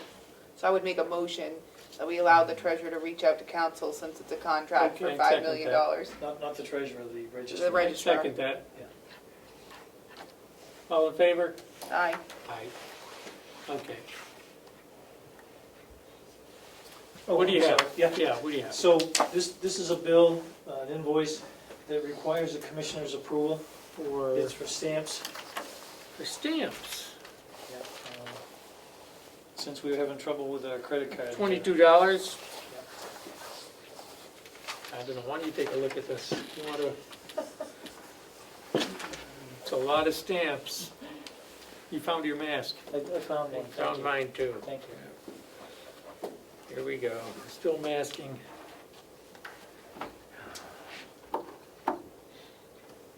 Oh, you're approving it. Thank you. Okay. It's a postal receipt and a correctly filled out form. I don't know why we would deny it. Seems pretty straightforward. It Looks just good has to have a me. signature, that's all. Looks good to me. Yep. Okay. Thank you. So I think Bob is here. We have another RFP. This is the continuation of last week's. Yep, okay. Good afternoon, Commissioners. So what tab was this? This is the recommendation for the RFP response for the HVAC maintenance and the rooftop unit number 2 repair. Okay.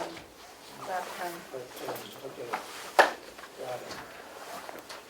So, last week we opened the bids. Commissioners opened 3 bids.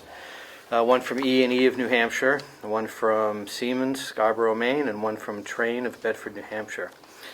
All 3 respondents to the RFP have done business with the county before and are approved vendors. And they all have similar services, hence the response to the RFP.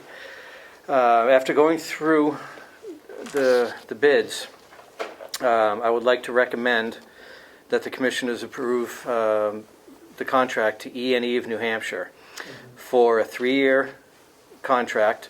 First and second years, $15,560, and the third year, $16,030, which and also the rooftop unit number 2 repair for $27,245. All things being equal, most things being equal, E&E certainly just they just came up with a far better price. Siemens unfortunately didn't fully respond. They only partially responded to the RFP, and Train was the highest bid. I would be happy to have any one of the 3 companies do the work, but when it comes down to RFP response and price, E&E shined above the others. It's a big, big difference. And Yes. thank you for this Yeah. wonderful spreadsheet, because when I opened the bids last week, it was a little overwhelming as to what I was reading. Yeah. Thank you for taking the bids in and putting together this succinct recitation of the bids that we opened last week. You're welcome. The only thing that I had to have some clarification on one of the terms of the conditions, and I reached out to the vendor and he clarified the terms, and it's exactly how we want it to be. I'd like to make a motion that we approve the bid from E&E, subject to contract negotiation. Seconded? All in favor? Aye. Thank you. Would the commissioners let me sign on behalf of the commissioners, or do the commissioners want to sign? It's my name is on the contract as point of contact, Oh, yeah, why don't we just to simplify matters. authorize that, to simplify? Sounds good. I make a motion that we authorize Bob Murray, Bob Director of Murray Maintenance. the Director of Maintenance, to sign on behalf of the commissioners in the contract with E&E. Seconded. All in favor? Aye? Aye. Thank you. Okay. Thank you. We'll get on this right away. Thank you, Bob. All right. Is there anything else for me? Probably, but not right now. Okay. All Oh, right. we still have a lot of PPE over in the annex, right? Oh, yeah. More than we're gonna need for Pallets. like Pallets. Yeah. years worth. Yes. Okay. Yeah. We're going through an awful lot of face masks, that's for sure. An awful Yeah. lot. Well, they're disposable. You're not really supposed to, One a day. yeah, not supposed to reuse them, Yeah. you know? So, all right. All right. Thank you, commissioners. Everyone else, have a good day. Thank you, Bob. What's next? The Civic Plus website agreement, it's on, under tab 14.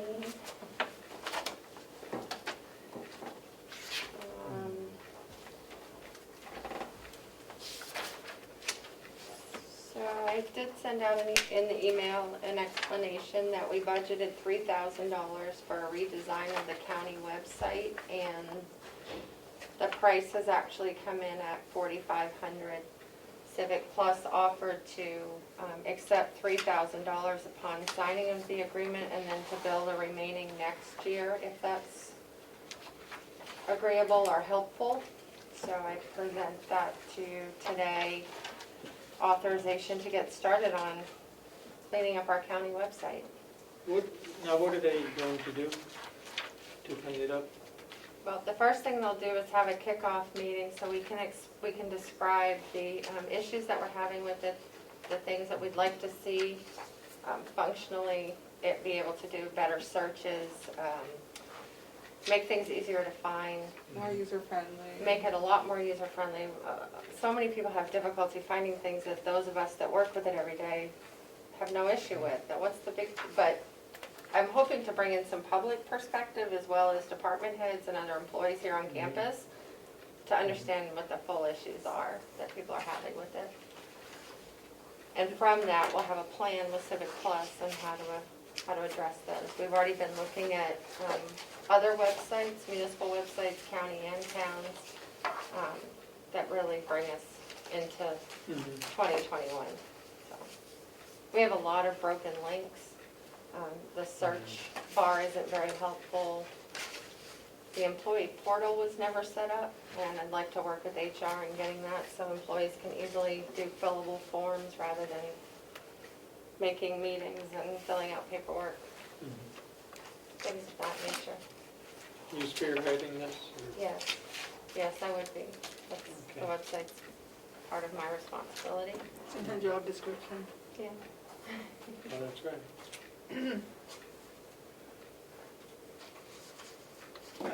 How does it work to put 1,500 of this into the next year's budget? It's like, well, Where does that come from? that was just an option that they came up with. I mean, we could agree to pay the $3,000 up front and then 15 this year when it's done, and then find $1,500 somewhere in the budget. They just offered it as a way to not let the project get set aside for another year Yeah, due to lack of funding. this is one of those. Another one that would fit within ARPA.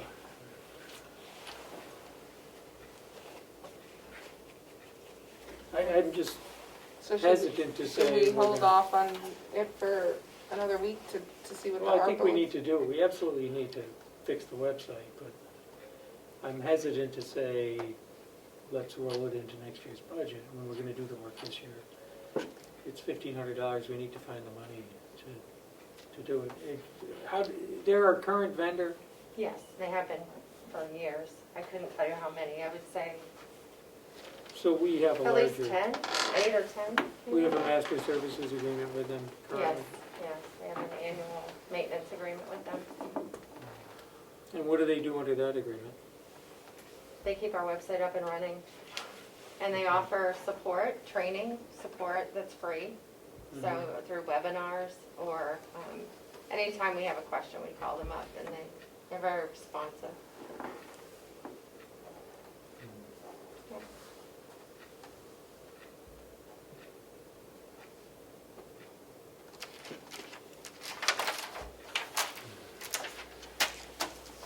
How soon did you need to get started on this? I'm just ready If to we get put it off for a started as week, soon, of course, yeah, yeah. I need to think about this. I mean, I'm a little hesitant to say, let's do this and pay it next year. Maybe we need to look at the budget and see where we can pull the funds. So, I mean, personally, I would imagine $1,500 in the overall budget bottom line is going to be, we could find $1,500 yeah, this year rather than drag it over to next year. Okay. But It would really be a drop in the bucket if we can use the ARPA funds. yeah. What is the next one now? So we'll Okay. finish that one next So we'll week. just put on next week, sure, and if you, So I did see in, your comments, I saw the email, the comments from Representative McConkey Mhm. on the MOU, so now we can get started on making changes to that. and that's still in process. I haven't received anything back from the extension yet as to the proposed changes to the MOU. I just put that there, so Yeah, I can give you a copy of what's in process, but okay. see if you had any Okay, thank you. objection. Do you have any objection to any of those proposed changes? Changing the I contract? didn't, well, So one of the key things seems to be changing it from an agreement between the extension and the county farm to an agreement between the county of Carroll and the extension. Taking all references of the county farm out and replacing those with Carroll County or County of Carroll. I'll need to go through it. I didn't see this until today, so. And there was also a request to have it just have some sort of time limit on it so that the MOU gets reviewed every 3 or 5 years. So,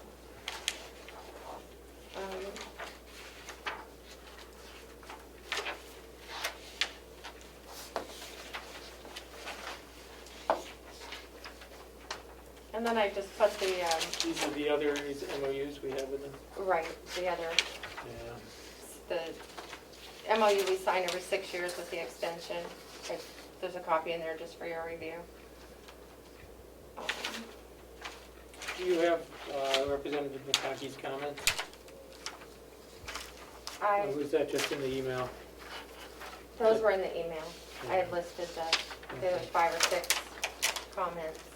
I think we can make some other changes here. I'll work Okay. with the extension over the next week, and Okay. I'll reach out to them and try to figure something out. I don't know if we want to do it for 3 years, or I don't know what the life of this thing is. But Okay. I'll just keep it on your agenda so we don't lose track. I Okay. okay.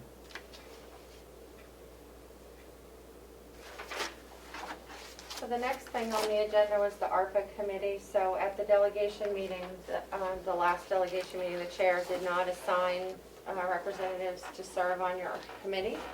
It was just an oversight, so he plans to do that this afternoon. Okay. And I don't know if you wanted me to work on scheduling your first meeting of that committee. I believe last week you'd mentioned that you'd like to see that done by, the recommendation come forward by the end of June, I so. think we need to do it quickly so we can start spending the money. So,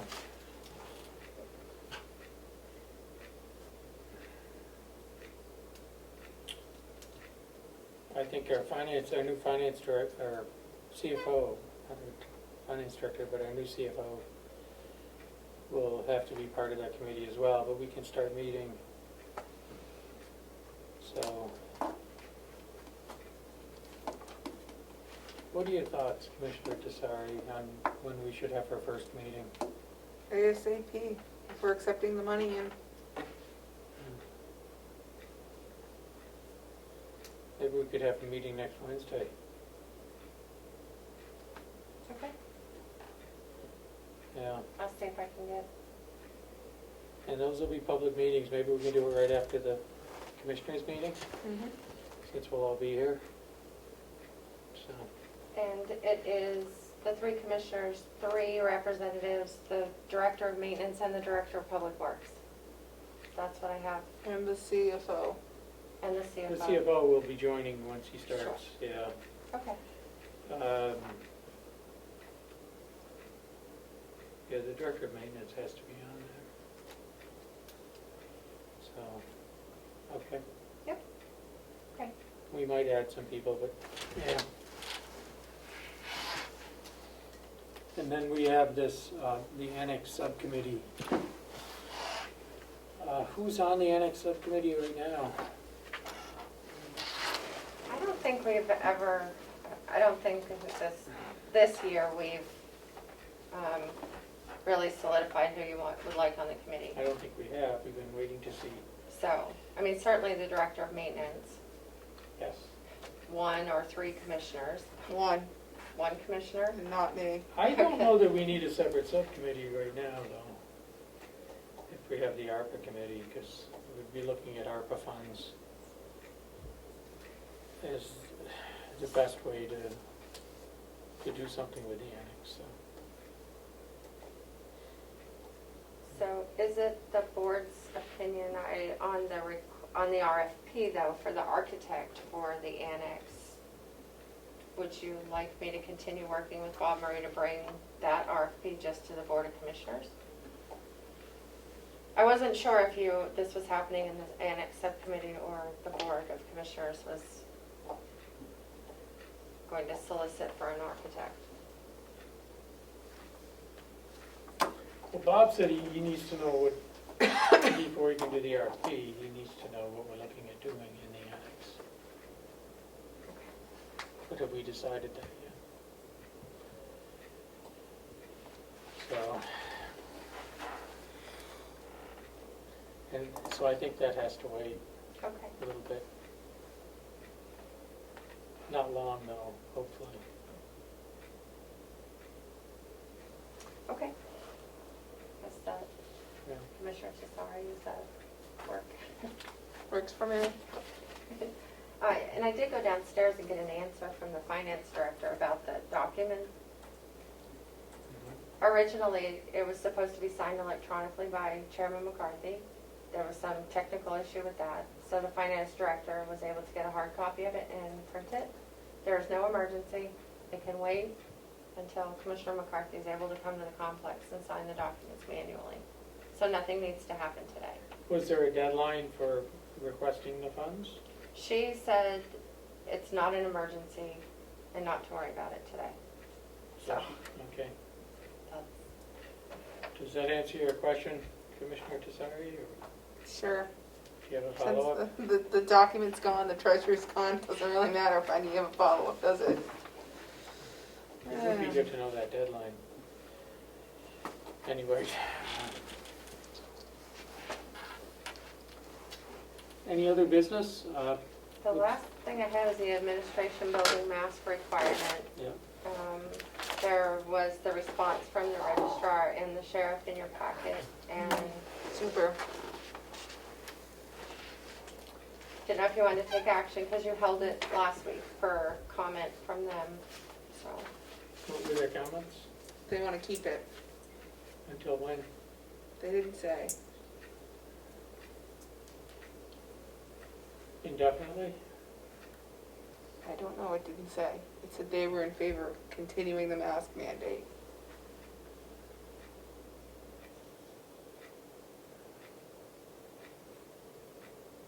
For themselves?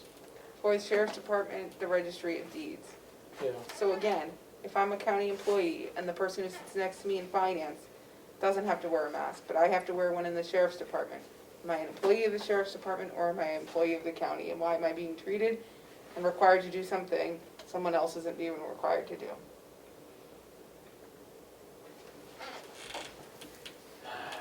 We don't have an answer. We have an answer, it's just not the answer we were hoping for. What has the state said? It's, Do we it's no know? longer a mandate, it's a personal preference choice. What have other counties done? Chris found a couple that have followed suit and made it choice but not mandatory. Chris is here, come on in. Chris, we're talking about the mask requirement and what to do there. Did you have a recommendation? I don't necessarily. I do have information from what 2 other counties are doing, if that's Okay. helpful for the I think that conversation. would be helpful. Yeah. So we got the feedback from the department heads in the building, and we spoke about it at the safety committee as well. Prior to the CDC update, we met on Tuesday, but the feeling at the time was to maintain it from the people at the meeting. So I heard from Merrimack County. They ended their mask requirement on May 15th, except for the nursing home and corrections. Nursing homes following CDC guidelines. The rest of the county is voluntary or may be required depending on the individual scenario, group meetings, orientations, etc. And then Sullivan County, they updated theirs. Their admin building, which consists of the Commissioner's Office, Attorneys and Deeds, no longer has the mask requirement. Department of Corrections will be moving in that direction 2 weeks after the inmate population has had their second dose. And then they'll be offering the vaccine to new inmates as they arrive. And the nursing home is unchanged. So they're obviously still masking at the nursing home. So I did hear back from those 2 counties. Because they're all discussing it. I actually didn't solicit these. They've been talking about it amongst the other counties too. So.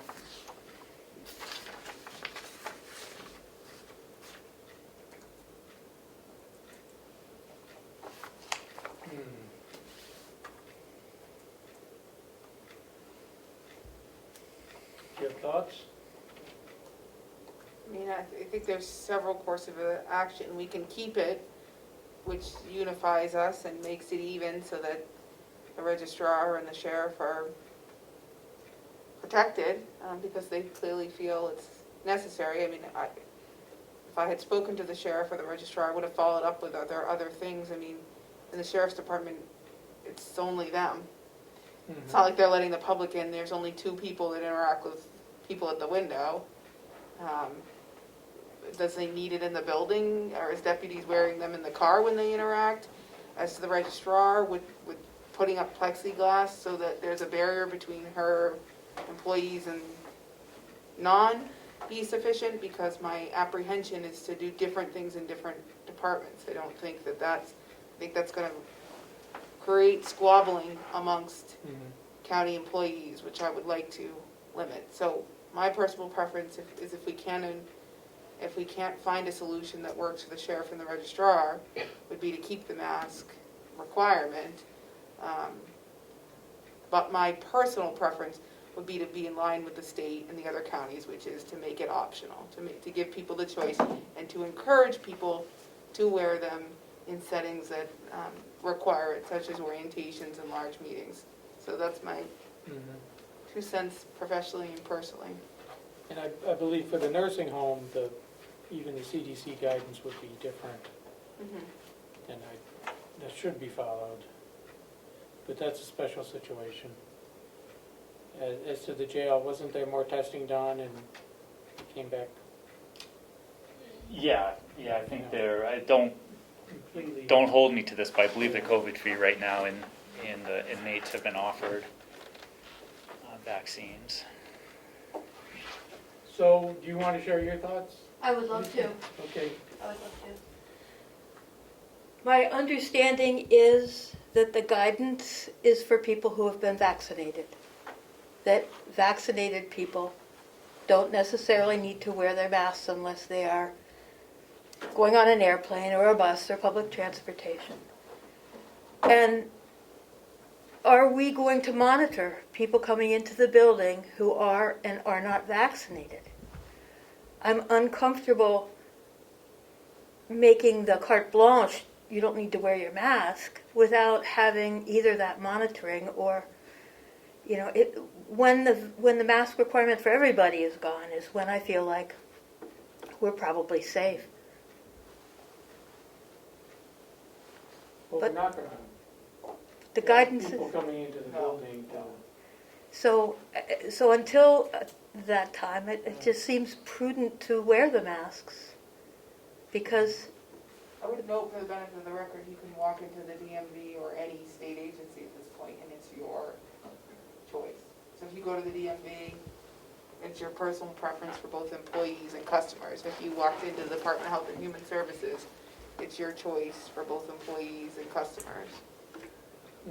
The state has taken steps, like at the DMV, there's plexiglass in between the person so that reduces the limited, as much as it can, the transfer between people, and it stops so that you can pass documents back and forth.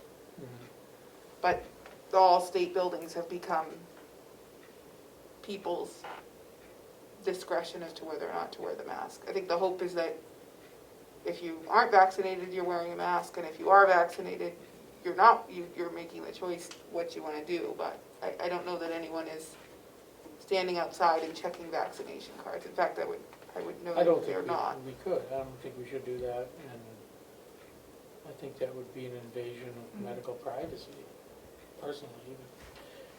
Do you have barriers set up, plexiglass? What do you have in the registry? at the front counter, we have a barrier. But that doesn't help when the staff goes to help somebody out in the vault.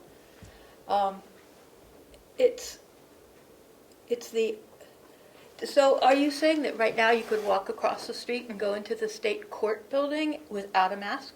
Courts are the one exception. But the DMV, Department of Revenue, the State House, The State House, I thought, had from what I read, was that if you were vaccinated. right, but they're not checking. Right. So doesn't that equate to the same thing? It's your choice, right? I mean, if you're not checking, I was on the internet today and it said we are still at high risk here in New Hampshire, very high risk. I don't know, it just seems a little early. It just seems prudent to wait a little bit longer till we get more people vaccinated. But that's my 2 cents.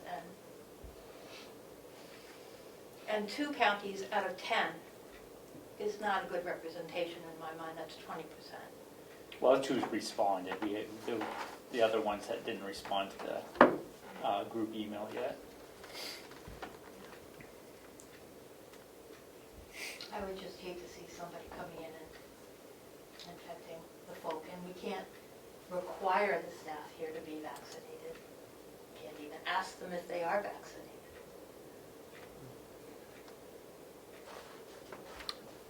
No, you can't require them to. And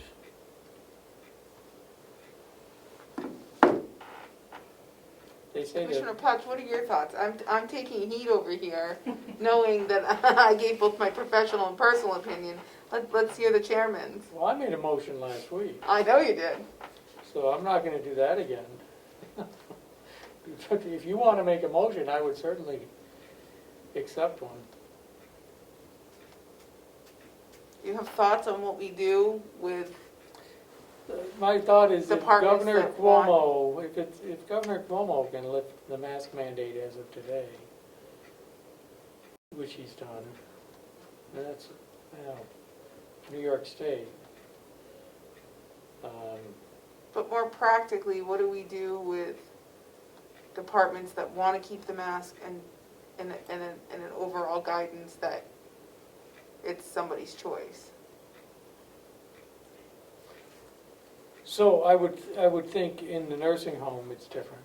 Right, that's not the department I'm thinking about. You know, it would be, if we lift the mandate, it would apply to all all the departments, and, people can make the choice to wear a mask.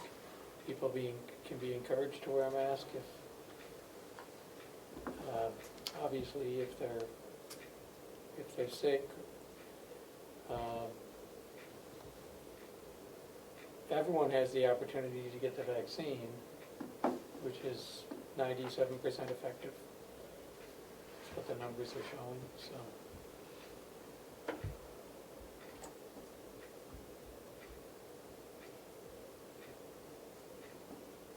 I'm not a scientist. The scientists are saying it's okay to lift the requirement. That seems to be where the science is headed.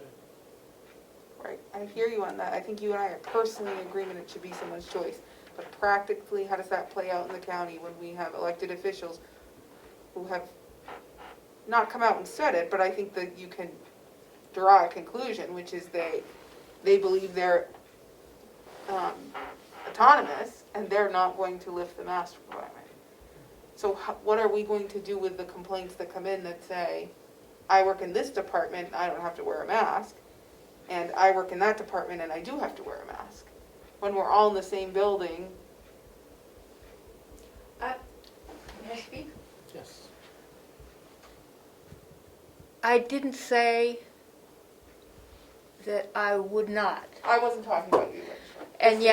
And yet, I hesitate to lift it at this point. I would, if you do lift the mask mandate for this building, I will have a sign on the door recommending that everybody wear a mask. And if you're sick, you go home. Right. And, That's fine. and would you please keep physical distance between each person? You weren't the department I was envisioning. Commissioner So Platch and knows that which would be fine, department I was but I envisioning. believe a sign like that would be totally acceptable. Right, but what happens Yeah. if the other elected official is not as accommodating to us as the registrar is? I can't answer that question. I don't have an answer to that question. Right. Yeah. It's a bridge we would cross, I suppose, if it becomes an issue. Well, he's the one I would call if we had a problem. Who do you call when that's the issue?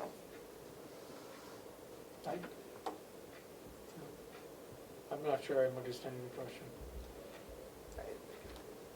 I think we just need to make a decision. I'm trying to think of all of the things that could come up, because I don't want to walk away, make a mandate, and field 100 phone calls from employees who are upset that their department is the only department in the building required to wear a mask.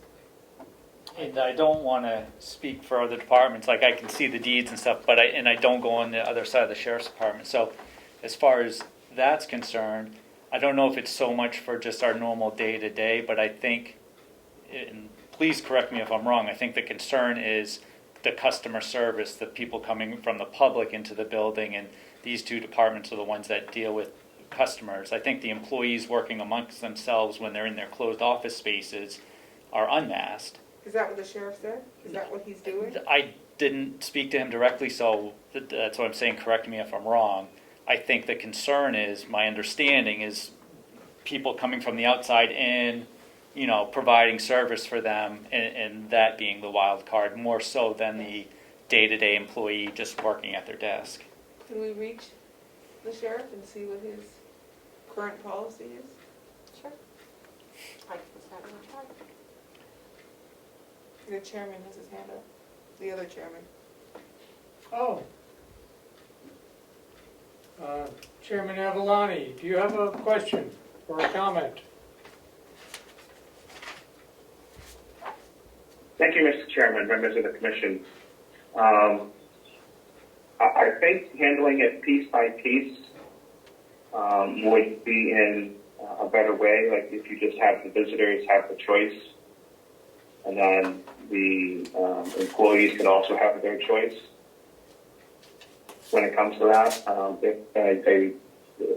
Chris would have to go back and research it. If an employer requires a mask, it should be part of the employee handbook as it becomes a mandate for work, just to make sure that that's covered.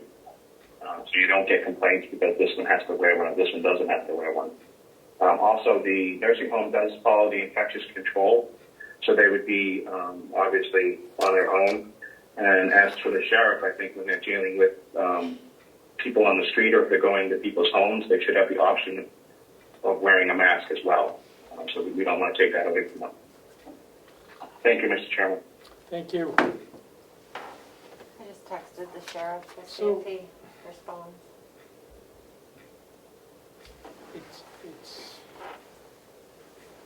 I have a concern going beyond what the CDC or the state is requiring. Because we're a government entity, and it's one thing for a private business, and a private entity to say, all my employees are required to wear masks, and if you don't like it, tough. But it's hard for a government employer to do that if it's not fitting or not required by a state mandate or a federal mandate. So,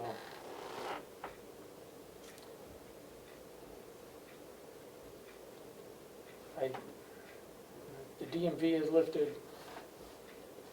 Yeah, the DMV sees people all day, every day. It's a continuous line of people, and it's personal choice. They put up the plexiglass to reduce transfer between employees and customers. They took appropriate steps. They still encourage it. There's still hand sanitizer as you enter the building, but it is a choice. I feel ill-equipped to make this decision because I cannot speak for certain departments. And I wonder, Chris, if you, or Melissa, if you could reach out to the sheriff and find out what his particular handbook says, because his employees are not county employees, as we've learned. So what does his particular handbook say about this issue? I would be interested to see.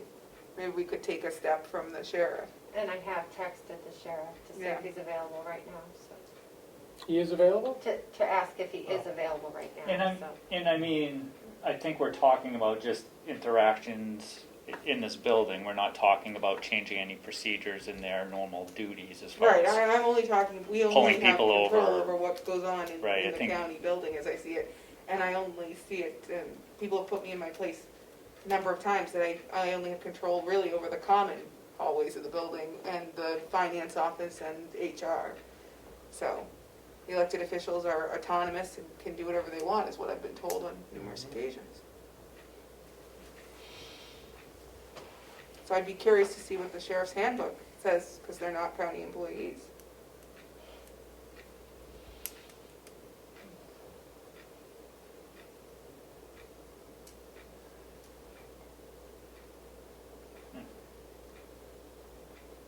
Do we want to make a decision on this today?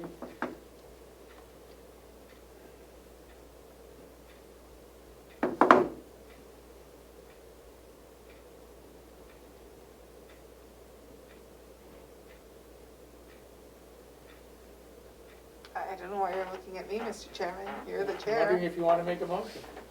I'm not going to make a motion. Oh, really? Okay. So, I'm interested to hear what you think said motion would say, Mr. Chairman. if you made it, No, if you made, I don't know what kind of motion I would be making. In the common areas, before you enter the door frame of an elected official, you can take your mask, you can choose whether or not to wear it. But upon entry to said elected official's doorstep, you don't have a choice anymore. You've somehow abdicated your choice as an individual with constitutional rights, chuck the Constitution in the trash, and are now at the whim of said elected official. I don't know what the motion would say, so it would be hard for me to make said motion. well, we're going to let our HR director talk. I think the current policy or rule or whatever you want to call it is masks are mandatory upon entry of the building in common areas and in the delegation room. So I think you would just be editing that. So I think, in my opinion, whatever vote is, you're just ruling on that. But you know, if there's signs up that say please put a mask on while entering this area, I don't know if that needs to be part of the vote. I think if somebody has the autonomy to make, put up a sign, they can do that outside of, That's fine for people coming into the building, right? But how do we deal with employees who are in the same building? Some of them have to wear masks, some of them don't. well, I think, unless I'm mistaken, the only time employees are putting a mask on is if they're walking down the hallways, going to the restroom, or coming in here for a meeting. Or if you're in a small room with numerous people. So let me get this straight. So the sheriff just wants us to keep the mask mandate for the public, but he's fine if his employees in their areas don't wear a mask. I don't want to speak for him. That's my assumption. I don't know. I can only speak to what we do, so common areas, and then if a member of the public comes into the office, then you put a mask on, or someone from the outside comes into your space, then we put a mask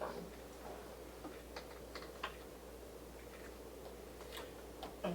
A comment from the public. Thank you, Mr. Chairman, for taking my question. Let's start from the beginning. Did the governor change the executive order or rescind it about the mask mandate? Did he do that? Yes.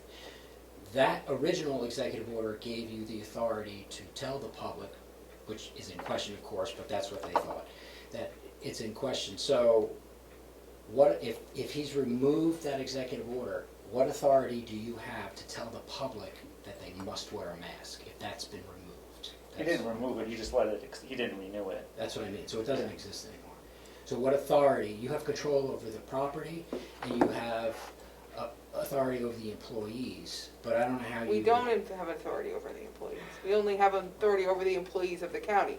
To my knowledge, based on what has been told to me on multiple occasions, is employees of the elected official belong to the elected official. So, I mean, we institute a policy, and the elected official says that policy does not apply to my personnel. So they have the autonomy in their departments to do whatever it is they want to do. So they can require that their employees still wear a mask, so. Right, I'm just talking about the public. Right. So that was what I was getting at. As a government entity, what authority do we have to have a mask mandate? I don't think we If the do. I'm in emergency agreement of power is dropping gone. it. I just, And does Representative Chairman Avalani have another question? Is that his hand up? That is- Yes. I would recognize you, Lino, if... Thank you, Mr. Chairman. I do have another question. In relating to the county employees, I would ask Chris to research this a little further. But they're all county employees. They're all county employees that fall under the guise of the commissioners. When they're terminated, the commissioners make that decision. When they're hired, the commissioners make that decision. When they're paid weekly, the commissioners make that decision. we When don't they take vacation time and get paid out, the commissioners make that decision. we don't get to make Not time the about elected officials, the vacation elected- time. We don't get to make hiring decisions for the elected officials. In fact, a lot of time, some of the time, they're not even bringing us their hires.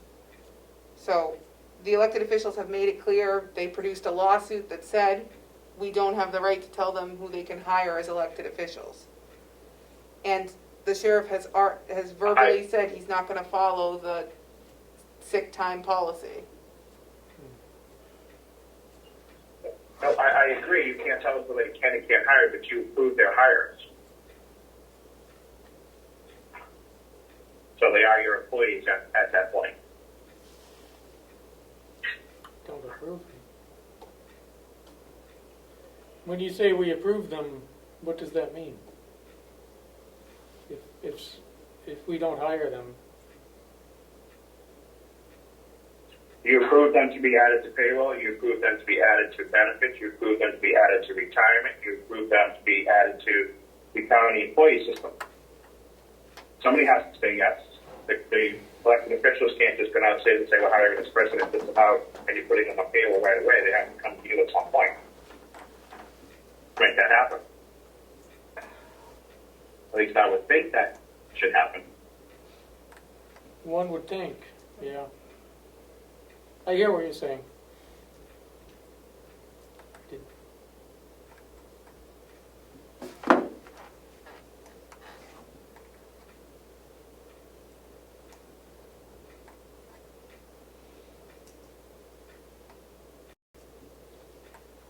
So you ready to make a motion yet? I'm not gonna make a Commissioner motion. Tesari? What I think the motion would say is that we lift the mandatory mask requirement and encourage people, if they're sick or feel the need to wear a mask, that they should do so. We continue to make PPE available. Yes, Yeah. absolutely, at the door. Sure. And we'll And deal with we the issues as revisit they it, come. and we would Yeah. revisit if, things change or numbers change. I For just- whom? What? For whom? For everybody. Okay, so public and, I think you need to make it known, the public and staff alike. Staff are waiting to know what Oh, we're yeah. doing. I don't think we have the authority to continue to require something. I agree. We're not a private employer. We're a government entity. So, and it would apply to everyone. Now, obviously, for the nursing home, there are different, that's a special situation. Well, that's not this building. No, it's not. And The so nursing home this- is not in the county administration building. So this would be for, if I could clarify, for The this building. administrative. Okay, thank you. So, there's your motion. I'm sorry, I didn't follow. What does the motion say? You want to read that back? To lift the mandatory mask requirement in the administration building, but encourage mask wearing who those who wish to, and to stay home if feeling ill. And then with an added note that PPE will be available at the door. Well, this policy would apply to employees and visitors of the county complex. Policy apply to employees and visitors. Oh, just in time Oh, there we to go. spare us the vote. Before we vote? So that's what the motion Well, would there's look no like. second. Do you want to make a second for, I'll make a second for purposes of discussion. okay. Okay. Sheriff, do you want to share your thoughts on the continuation of the masking?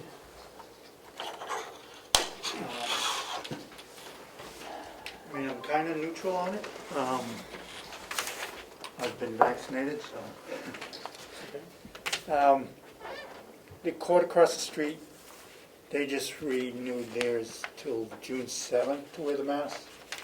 The questioning at the doors has all disappeared at this point. So whether you've been vaccinated or not, anyone entering the court till June 7th has to wear a mask. Then I believe it will be lifted. As far as here in the building, if our people go outside our offices, your rule stands that we wear the mask. Inside the office, not so much, just entering dispatch, basically. Most of the department's been vaccinated, there's just a handful. So we've been fortunate. So it's your building, we'll do whatever you need, Okay, what you want. So okay. I'm just not sure if the people coming from the courts getting papers, coming over here, that's going to be a difference. May confuse the Well, if they public. can wear a mask, certainly, everyone's welcome to wear a Yeah, mask. Yeah. What we're That's saying just- is it would no longer be mandatory, it would be voluntary. If someone wants to wear a mask, the employees alike too. If there's an employee that's still concerned about their health, or has to interact with the public, they can choose to wear a mask, but it's no longer a requirement, it's now a choice, is what we're thinking of doing. and I've noticed that in the stores last night, Yeah. that is kind of what they're going with. I guess the concern I'm having is that as a government entity, we can only do what we have authority to do. And now that the emergency has been lifted, the executive order, ordering masks on an emergency basis has been lifted, I don't know that as a government entity we can continue to do something beyond what's being allowed, what's being authorized. And so we're looking at lifting the mandate in the administration building. So obviously, people are free to wear masks. Obviously, if people are sick, they're encouraged to stay home or at a minimum wear a mask. PPE will continue to be available, masks, hand sanitizer, etc.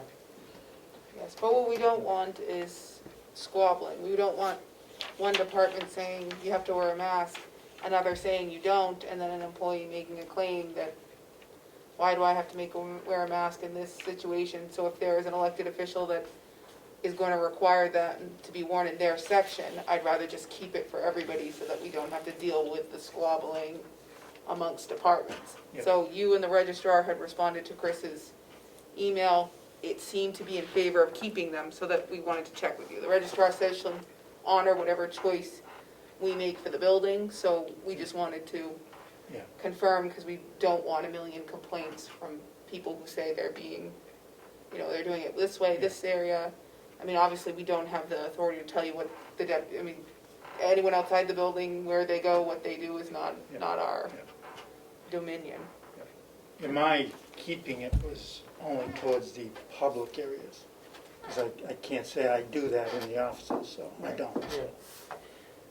And obviously, your deputy says they're making traffic stops or encountering the public, that's your bailiwick. Yeah. You've got those nice masks though, we're sitting here with these paper masks, and you've got these really cool, you might want to keep wearing We it. should have got them sooner. Yeah, so should I call the vote? I mean, are we ready to? I would Okay, call I'd the like to vote. call the vote. All in favor? Aye. Aye. Oh, good. Great. I would add an effective date. but I'm- Immediately. Okay, thanks. It's effective. Thank you. Sorry. Should we burn them now? No, it's not We're gonna have a mask burning. no. Thank you, Sheriff. All right, we have a 1:30 non-public. You definitely do, and Let's get our non-public on. Where are we gonna do that? here, and I'm Okay, communicating with the delegation chair to try to get him to delay his 2:30 start, and Yeah. Kim, can you motion us into non-public? I make a motion that we move into non-public under RSA 91, A3, Roman numeral 2, subsection C. B and C. B and C. Second, call the vote. Commissioner Cesari, Aye. Commissioner Platch, Aye. thank you. 1:51. So moved. Do you want to seal the minutes? Or And I also move to seal the minutes as well. seconded? All in favor? Aye. I'll take 3:13 the- PM. Okay, do we want to look at those? It's just one. The county attorney's making a new hire of an assistant county attorney, Jeffrey Tynes. Jeffrey Lyons. When will Jeffrey be starting? Don't know.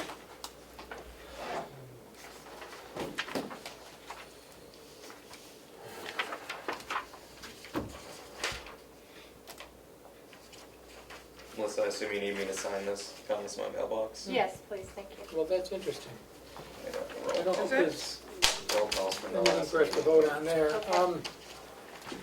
We'll I work vote on that we after we're approve done this doing new hire. this one. You vote that? I move that. I'll second that. All in favor? Aye. I'll take a motion to adjourn. Motion to adjourn? Seconded, all in favor? Aye. Aye. We're adjourned. 3:14. Yep.